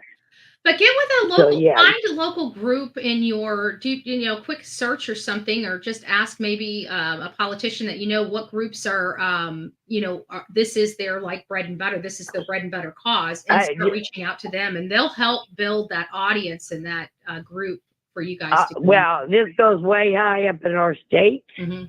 That doesn't bother me. Doesn't bother me. There's a way. Yeah. Don't worry. We got it. We got it. We got it. I'm not saying a lot more on here, but we got it. Mm-hmm. We got it. At least people see, hey, you don't have to fear. Right. Because there's people they don't want to live like this, especially when you got a lot of dead body counts. Yeah. But a lot of people don't know because there ain't no newspaper or news station here. That's why I'm like Bob Revere here. Gotcha. Well, reach out to me at bullhornbetty@gmail.com, and maybe you can give me more precise, like, community information, and I can look for some resources for you. Okay, thank you. Y'all, everybody have a blessed day. Remember, we have a blessed day. You too, Tammy. God bless Everything's you. gonna go good. Uh-huh. All right, bye-bye. Thank you. Uh-huh, bye-bye. Okay, so I'm just going to switch gears just real quick because I did find this, and this is the interview with one of Don Wells' first interviews. I think it is. Hold on, let's see if if it's got the actual interview inside of it. It might not. Hold on, let me just keep going. I remember the first interview. Let me see if I can find it on a video, some type of video. Father speaks after 2 years. This was 7 months ago. No, there was that very first interview.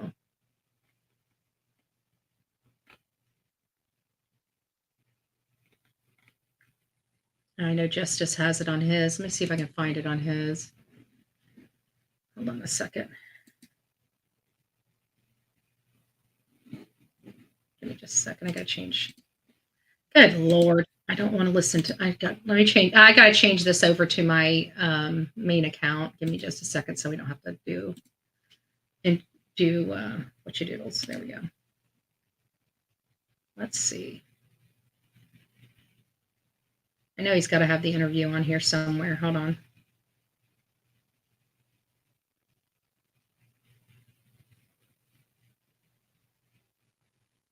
I don't see the interview on here either. He's talking about it, but I don't see the actual interview. Unless it's this one. Let's see if it's this. Where's the interview?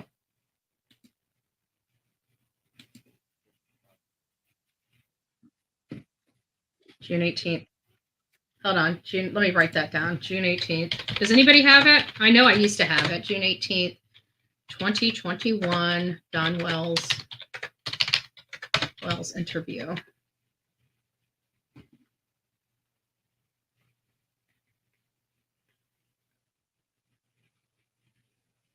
Here it is. Oh, this is the officer's update. Hold on a second. I got it. June 18th. Here it is. She says, "Where's Summer?" All right. So when her mother come in, she says, "Where's Summer?" She went down in the basement. She didn't answer, so she went down there and she was gone. So she went out the basement door, which was unlocked, and we haven't seen her since. This morning, Donald Wells spoke on camera for the first time since his daughter disappeared. Please, let Summer be okay. And please come home. He says it's unlikely Summer would leave the house on her own. Wells says the last time anyone in the family saw Summer was when she entered the house to play in the basement after gardening with her mother and grandmother. Wells also spoke about his gut feeling about Summer's whereabouts. Some bad person grabbed her, but we have no idea. Wells says law enforcement have covered leads on areas. I want the whole interview, and I don't like these clipped interviews. I want the whole damn interview, and I can't seem to find the interview that he actually gave. And I know he gave one to News Nation as well. But I want that original interview where they were standing outside of their house and they were with, and Candace was just, let me just change my tools. You guys know which one I'm talking? Let me get over here to the chat. You guys know, oh, sorry. You guys know which one I'm talking about? The interview where they're in the chair and just, you know, no, she not like that. That's one of the photos, but she wasn't herself in this particular interview. And they had it with, I want to say WJHL. Let me see WJHL. I bet you they have them all over here. WJHL Summer Wells. Here we go. We got all the content here. Let me see.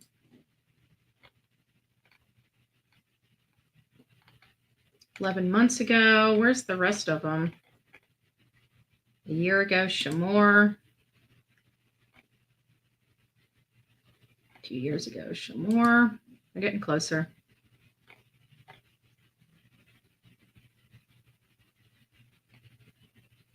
Here, I think this is it. 2 years ago. Let me see if there's more. Hold on a second. There are more. Wow, they did a lot. Here it is. Found it. Now, if they have the video on it, give me just a second. I think I did find it.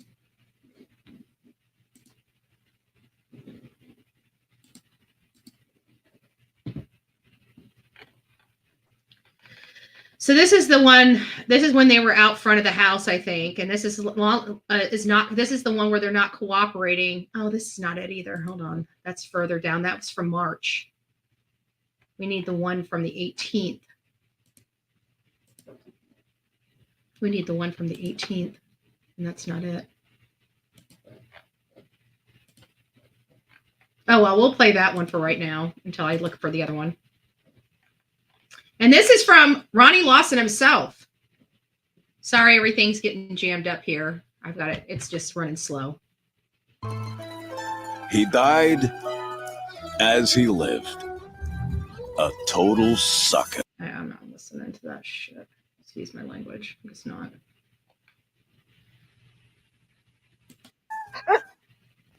Don Wells has been in jail for a few. Nothing came up of conversations with him in the jail that led you guys back out here? No, absolutely not. He's not even been talked to about the case. He hadn't been talked to. They just get clips. Okay, so it looks like we're not going to ever be able to see that. I don't know if WJHL just took it completely off or if they just only like the clips now, but we had full videos. Let me see, WJHL. Let me go to YouTube. Does anybody have these links at all? Maybe on their URL sheet by chance? I sent it to you. How did you send it to me? How did you send it to me? Okay, that's it. Yep. Hold on a second. Let me see. Thank you. She's got it. We got it. Thank you. Thank you. Thank you. She knew which one I was looking for.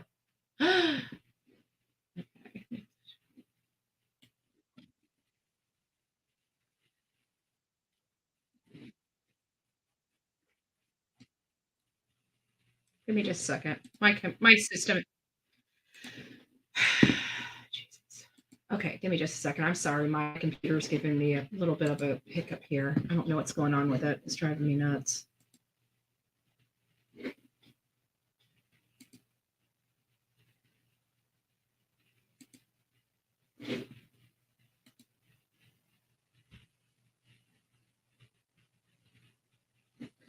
Oh, give it a second. It's just taking forever. I feel in my heart that somebody has came up here and took her, has lured her away from here. Me and my mother and her were planting flowers. And Pay attention to her eyes and her eye blinking. She is on substances. And she's talking about them planting flowers. The flowers were not flowers. They were cactuses. Okay? A 5-year-old planting cactuses. They were cactuses, folks. I don't know of any parent that allows a 5-year-old to, plant cactuses of all things. It's just weird. And then call them flowers. Went in after we got done washing our hands, and she got a piece of candy from grandma, and she wanted to go back over and see her brothers. And I said, okay. And I walked her all the way over to the porch, and I watched her walk into the kitchen where the boys were watching TV. And I told the boys, I said, watch Summer. I'll be back. And within 2 minutes, I came back. Within 2 minutes. Now, guys, I want to make sure you understand that they are on a mountain. Okay, it takes a little more. She's saying they just got home. She planted this. She planted that. She went into the house. They're on a mountain.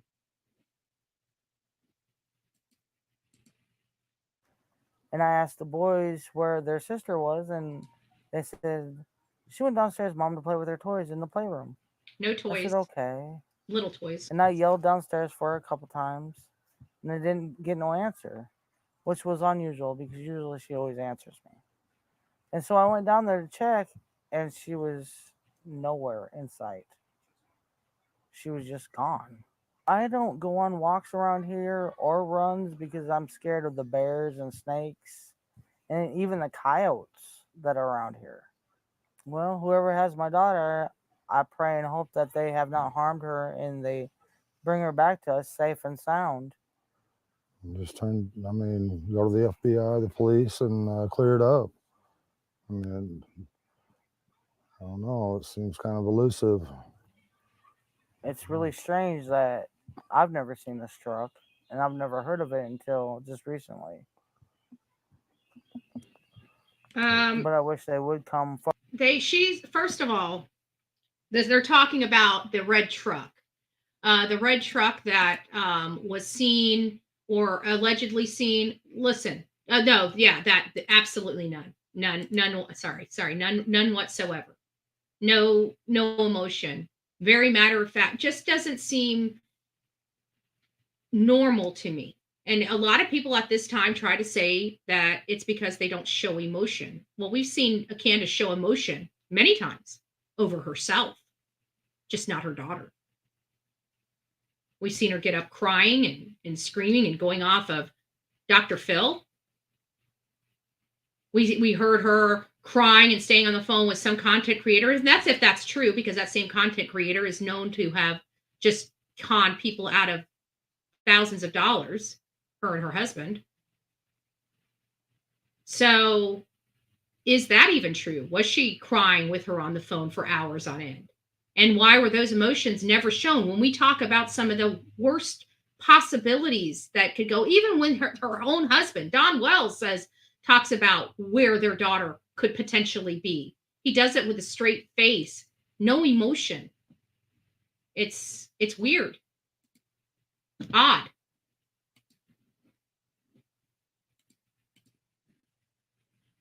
Forward and explain themselves. And if you're not a suspect, at least come forward and say what you've seen. But she couldn't do that. She couldn't do that. Remember that. Just come forward and say what you've seen. That's exactly what we said, but you went on Dr. Phil and got up and ran and refused to tell us what you seen. So why don't you take your own advice? Just saying. She was a tomboy. I shaved my head. She wanted to have her head shaved like me and the boys did. We call that a liar because she loved beautiful girls. She loved Miss Robin. She gravitated to every single female that was not her mother. Trust me, she wasn't trying to be like you. What you guys did with those shaved heads, and we know why they did it. Most likely those kids all had lice. And they're too cheap to go get lice treatment, so they shaved their heads. She tried to shave her head She tried in to the shave her back head and make herself. it, I think you can see it in some of the pictures, and it was getting out of control. So we decided to shave her head off and let it grow back long, and she shaved her head so she wouldn't feel bad, and but it didn't bother her at this point. Well, I knew right away that she was abducted. I knew that right away, and that's what I told Too him. bad you guys aren't big enough to make a difference. Petty, petty, petty. Enjoy yourselves and enjoy your miserable life. From the beginning, but they have to go through their, I forget the word. Investigation. They have to do one step at a time, I guess, but I'm sorry that they had to spend so many man hours in these woods and everything. I've seen them limping and everything else, and I feel for them, but I just wish there was a way. But never once went out there to help. Even after they left, still never went out there searching. Still never went out there. I have not seen Don Wells or Candace post one flyer for their child. That neighbors could search neighbors' houses, and then if they're not willing, get a search warrant or something. But there's just no way you can search every single house, in the eastern United States or whatever. But I wish there was a way. Just thankful for the person or persons that's doing that, out of love, trying to get information and trying to get her found. We thank them from the bottom of our hearts. That means a lot. And we thank everybody who's trying so hard and praying. No, thanking. They're thanking everybody. Thanking everybody for looking for their child when they won't. So hard, and she's an awesome young lady, and we just want her back. But, there's always going to be haters, and it's always going to be that way in this world, and we just want to focus on the good friends and Christian people that are trying to help us and praying for us and praying for Summer. And we thank them from the bottom of our hearts. And that's the kind of people we try to relate with and socialize with. But yet you're on social media with all the biggest dirt bags that could possibly be in the drama community. So can you explain that to me? Because those aren't good, wholesome people that you're hanging out with and associating with. And as a matter of fact, I don't even know if this man even goes online anymore and even talks about his daughter. The last time I heard, he's talking about all the other children missing in America, North Korea, and every other place, but hasn't yet been able to talk about too much about his daughter. No signs, no shirts, no nothing.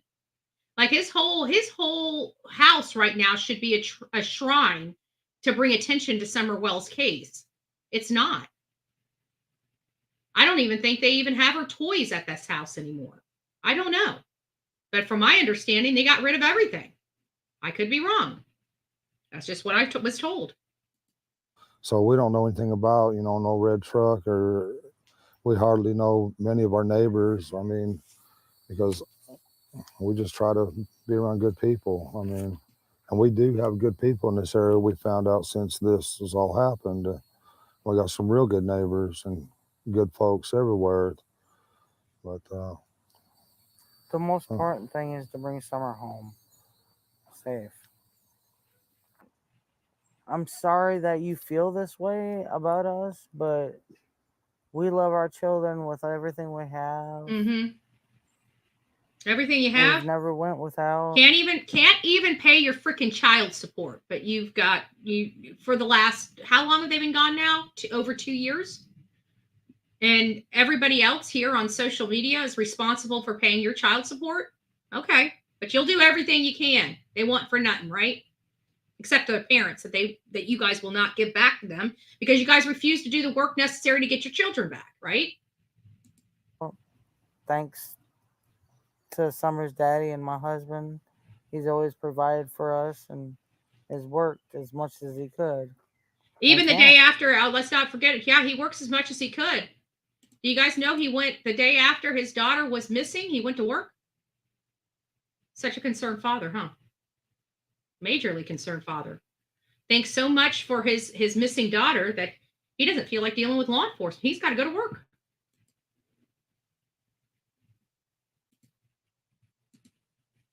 It still is. And I'm sorry that you guys feel that way, but that's my baby, and nobody would ever treat her like that as long as you treated her like that, lady. Ever. You treated her like that. She loves to dance. She would always want me. She says, "Daddy, hold my hand so I can twirl." I thought she was a tomboy. I thought she didn't like dresses and twirling and long hair and stuff. I thought she was a tomboy. And she would just like to twirl and twirl and twirl until my arm got tired, But I put out there that one of Summer's favorite songs was Godzilla, and they say, and they're jumping all over me about past tense was, well, I'm sorry about that. It's just.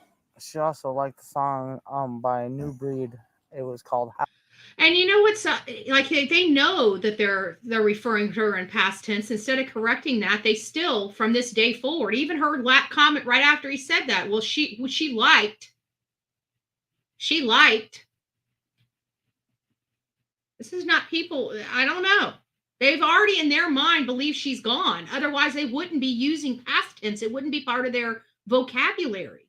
In their mind, their child's already gone. That's what it tells us. House. My house. She sung that a lot of times when I play it on the TV. She loved to dance. She liked to think of herself as a princess. And, princess. Princess with a shaved head. Oh, I thought she was a tomboy. Okay. And all that, like all young girls do. And, she loved Frozen. She loved to be that Elsa and all long hairs. Long, beautiful, flowing hair. And I think she really loved to be in church because she felt a lot of love there. And I think you can't explain what that love is, but you feel it and you know it, when you're young. And she felt that there, and she loved everybody in that church. Or she loves everybody in that church. I should rephrase that because they'll tear that apart as past tense. And I apologize again for that. I hope she gets to come home, and I hope she gets to be with our church family again. Our best friend in that church was Robin. She loved her to death. Yeah, she looked up to women that were. She come to that church, she went looking for Robin. That was her favorite person. Any woman that was professional, that was pretty, beautiful. Oh, you mean exactly the opposite of tomboy. I thought you were trying to convince the world that she's a tomboy. This is not indicative of a child that really wants her head shaved. I'm just saying. She looked up to those kind of women. She, they were, the word I'm looking for, I can't think of it, but she looked up to them. She'd give them a run for their money every day. She'd give them a run for their money. And there was times, we'd be, at our boys, like, don't do this and don't do that. And next thing you know, the stick would come up and just whop them, and it'd be like, Summer, don't do that. Summer was the boss of the family. She typical girl. When they get out of line, she'd put them in line. She'd do her best. She loved to play in the mud and the water and swing on her swing and enjoy dirt. When I run the lawnmower. Who believes she enjoyed that stuff because that's all the stuff she had to enjoy? Has anybody ever thought about that? That she enjoyed that stuff because that's all that was there to enjoy. Dirt. Junk. Nothing. I don't know if it's because she was a tomboy. I just don't think she had anything else. Because she sure seems like every other normal girl child that I've ever known. Loves long hair, pretty dresses, twirling. Around, she would run behind me when the boys run their bikes around. She, as fast as that little bike could go, she would be behind them running and keeping up with them, no problem. You know, she loved to run. She just loved to run, and she could pull herself up on that swing, her full body. I just heard that must have been the boys. They must have still had the boys then. I just heard the kids in the background. Weight with her two hands, and she could do that. None of the other boys can do that, but she can. Was she in school yet? No, she's going this year. This was supposed to be her first year. Lots of firsts for baby Summer Wells this year. Going back to the very first interaction that we know about with Dudley, and it comes back to the 14th. Again, the reason why I'm saying all of this is very simple. Summer Wells her parents were hopped up on a lot of substances, from alcohol to pot to other stronger substances. We've heard the calls to law enforcement, her talking about the C-Man. We heard from Jody Sue talking about the METH stuff. We know that these people were on a lot of substances. They had a revolving door in their home with their young children, but only one of them was a small female young child. And you've got this weird behavior from Dawn, knowing that the Department of Children and Family Services were coming that night to check on their home. And he was slumped over in a tub, very, very depressed, the morning before that happened. By the afternoon of that day, the 14th, Dudley was completely fired from the job without cause, for no reason. Dawn owed him money. He had worked all weekend when Dawn didn't, or something to that effect. And he shouldn't have had any problems, but he goes into work that Monday, and Dawn Wells, after him seeing him in the tub and whatnot, ends up firing him. That night, they go home about around 6:30, 7 o'clock. The Department of Children and Family Services show up to the house. 2 people are there. There was a supervisor and maybe potentially an investigator, but there was 2 individuals. One was a man and one was a female. And as they were leaving, according to Dawn, they were supposed to be closing the records. The thing was over. Apparently this particular situation, somebody called in saying that his boys were using real GUNs, right? Guns. I don't know if I can say that on here. I don't know why I'm being so apprehensive on here today. I don't know why. But I'm just going to speak. So they were shooting real guns. Well, Don is a felon. He's not supposed to have guns. And the kids apparently were BB guns. I don't know if that's true. I'd have to say that they were probably shooting real guns, because we heard that when we were talking to Allie, rest in peace, Allie. And that whole crew in front of Allie's house, they talked about that event, remember? So I do believe that they did have real guns, but it wasn't until they were leaving, according to Dawn, when they were leaving, Summer was on the side of the house, and the supervisor, which was the female, ended up going over there and speaking to Summer. He said it was just, a very short moment, and she was probably just saying hi or whatnot. I don't know. She went over there and spoke to Summer Wells. And then after that, they left. Dawn just assumed that, according to Dawn, that they were going to close the case out and everything was going to be just fine. That's what he was expecting. That's what he told me. And then the very next day, almost to the minute of when DCS was there, around 6:30, is when the call came in that Summer Wells was disappeared. This is right after a DCS visit. This was right before they even got the report back. And this was before she started kindergarten for the first time. She was going to be starting kindergarten in a few months. When I originally got into this case, and even up to probably the first 2 years of this case, I had believed in my heart and soul that something happened to Summer that was an accident.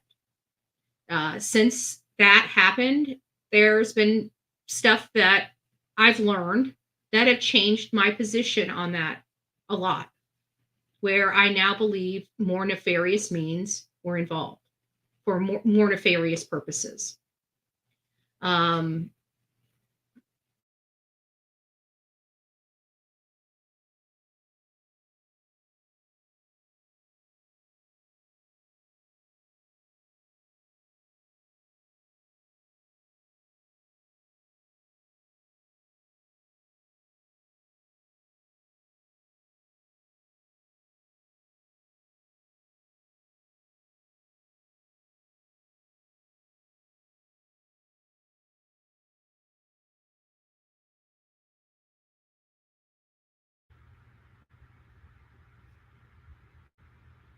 Okay.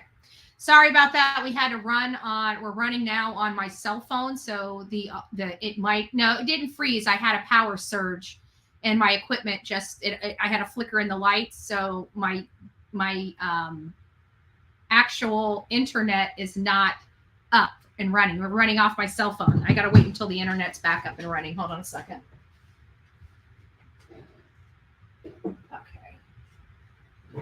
It'll be back up in about 2 more minutes. Once it's back up, I'll switch back over to the right internet so we're not having any kind of issues. But as you see with Dawn and Candace, why is this stuff popping back on? Having some internet issues. This sucks. Let me see if I'm back up. I'm going to try. Give me about another, let's see what time it is. Oh, it's time for me to go anyways.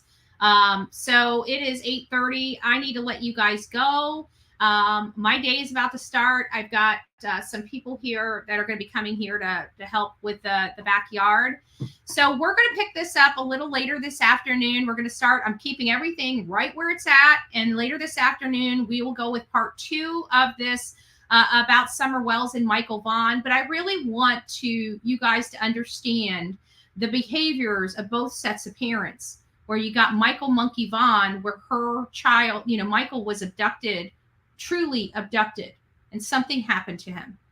And then you've got these parents called the Wells and the Blyes, Candace Bly, Dawn Wells. I don't know if they've ever been married. I don't know if that's ever been resolved. We still call her Candace Bly because that's what we know her. Every single report that had came in the years, 2 or so short years before Summer was born, all say that she was Bly, even up to the last arrest of Dawn Wells. She identified herself as Candace Bly. So even if they are lawfully, legally married, I don't think she lawfully, legally changed her last name. I think that's why she still uses Bly. But I don't know if they're married or not married. I think somebody did 2 years ago bring up a marriage license. But I don't know if that was a filed marriage license, if that makes sense. I don't remember. It's to be honest with you, it's a petty issue on the grand scheme of things. What does it matter whether they're married or not married? In my opinion, it has nothing to do with whether they are responsible or know anything about their daughter's disappearance, or whether it's going to find Summer Wells. I don't think them being married or not being married has anything to do with any facts of this case. So I don't worry about the petty stuff, whether they're right or wrong, because at the end of the day, it doesn't matter. So are they married or they're not married? I don't know. anyways, guys, thanks for being here. Thanks for listening to this. We're going to be going down this realm because I do realize there's a lot of new people that are a part of the Summer Wells case that are learning about this case because it has gone on for so long. But I also want people to be right on the information. And I know that there are some dangerous channels out here that do nothing but peddle misinformation specifically about this case. And it is my opinion that they're doing it specifically to thwart the investigation of this case. Again, my opinion, but I do believe it because we see it. If you applied this standard to Stacey Wandra and you got people saying that Stacey Wandra is a liar, but these people are not a liar, I'm sorry. You know, it is what it is. It's a hypocritical statement. You can't say because one person's lying that they're responsible, but these people can lie for 3 years and they're not responsible. They're great parents, but yet they've had 7 children taken out of their custody, and one of their children is completely missing and hasn't been seen for 3 years or almost 3 years. So I'm tired of the hypocrisy on here. You know, I'm a very fair person. I've treated Don very fairly. I've given him every opportunity to change my mind, to convince me otherwise. I even sat down and talked to him and was very courteous with him the last time I was in Tennessee just to garner some information so I can help him clear his name. Do you think I want to say Don and Candace and Grandis know what happened to Summer? No, of course not. I would love nothing more than to know that at this point that it was somebody else. Actually, I welcome that information. But the problem is you can't make something up. Just because you want it so bad to be true doesn't make it so. And that's where we are today. Just because we want them not to have anything to do with it doesn't make it so. Follow the evidence. If you just stick to the evidence and not your emotions, you will see a crystal clear picture. I really do beg and plead that justice comes for Michael Monkey Vaughn as well as Summer Wells. But I just want to make sure you all know we have a hell of a fight with Summer Wells. I have a funny feeling that, you know, Michael Monkey Vaughn, like I said, I like JD Huff. And I got a good vibe from him. I'm a vibe person. I'm not a vibe person through the internet. Okay, I can't vibe through the internet. But in person to person, belly to belly, eyeball to eyeball, I'm a vibe person. I trust when I'm in an area or meeting somebody, I trust my internals. They haven't failed me yet. I trust my internals. So when I'm eyeball to eyeball with somebody, I know I vibe. And I can tell you my vibe with JD Huff was excellent. I like that man. Do I like the fact that he keeps things away from the public? Of course not, right? But am I really out for the news, or am I out for the avocation and the justice? At the end of the day, when push comes to shove, we're here for the justice, not the content. So while I'm upset that JD kept some stuff from us, I'm very happy he did so, and I'm happy he was able to get an investigation, and I'm happy he's able to find people that us could not.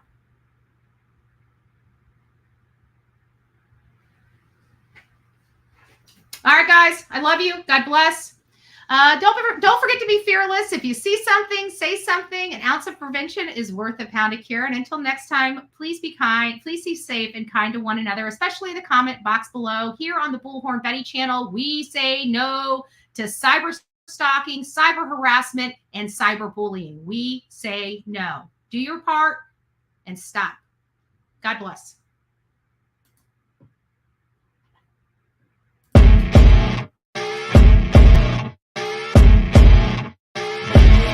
As you wake up in the morning, you want to find the latest, greatest information about criminal cases and have an intuitive conversation about the suspects associated with these cases. Head over to the Bullhorn Betty channel on YouTube.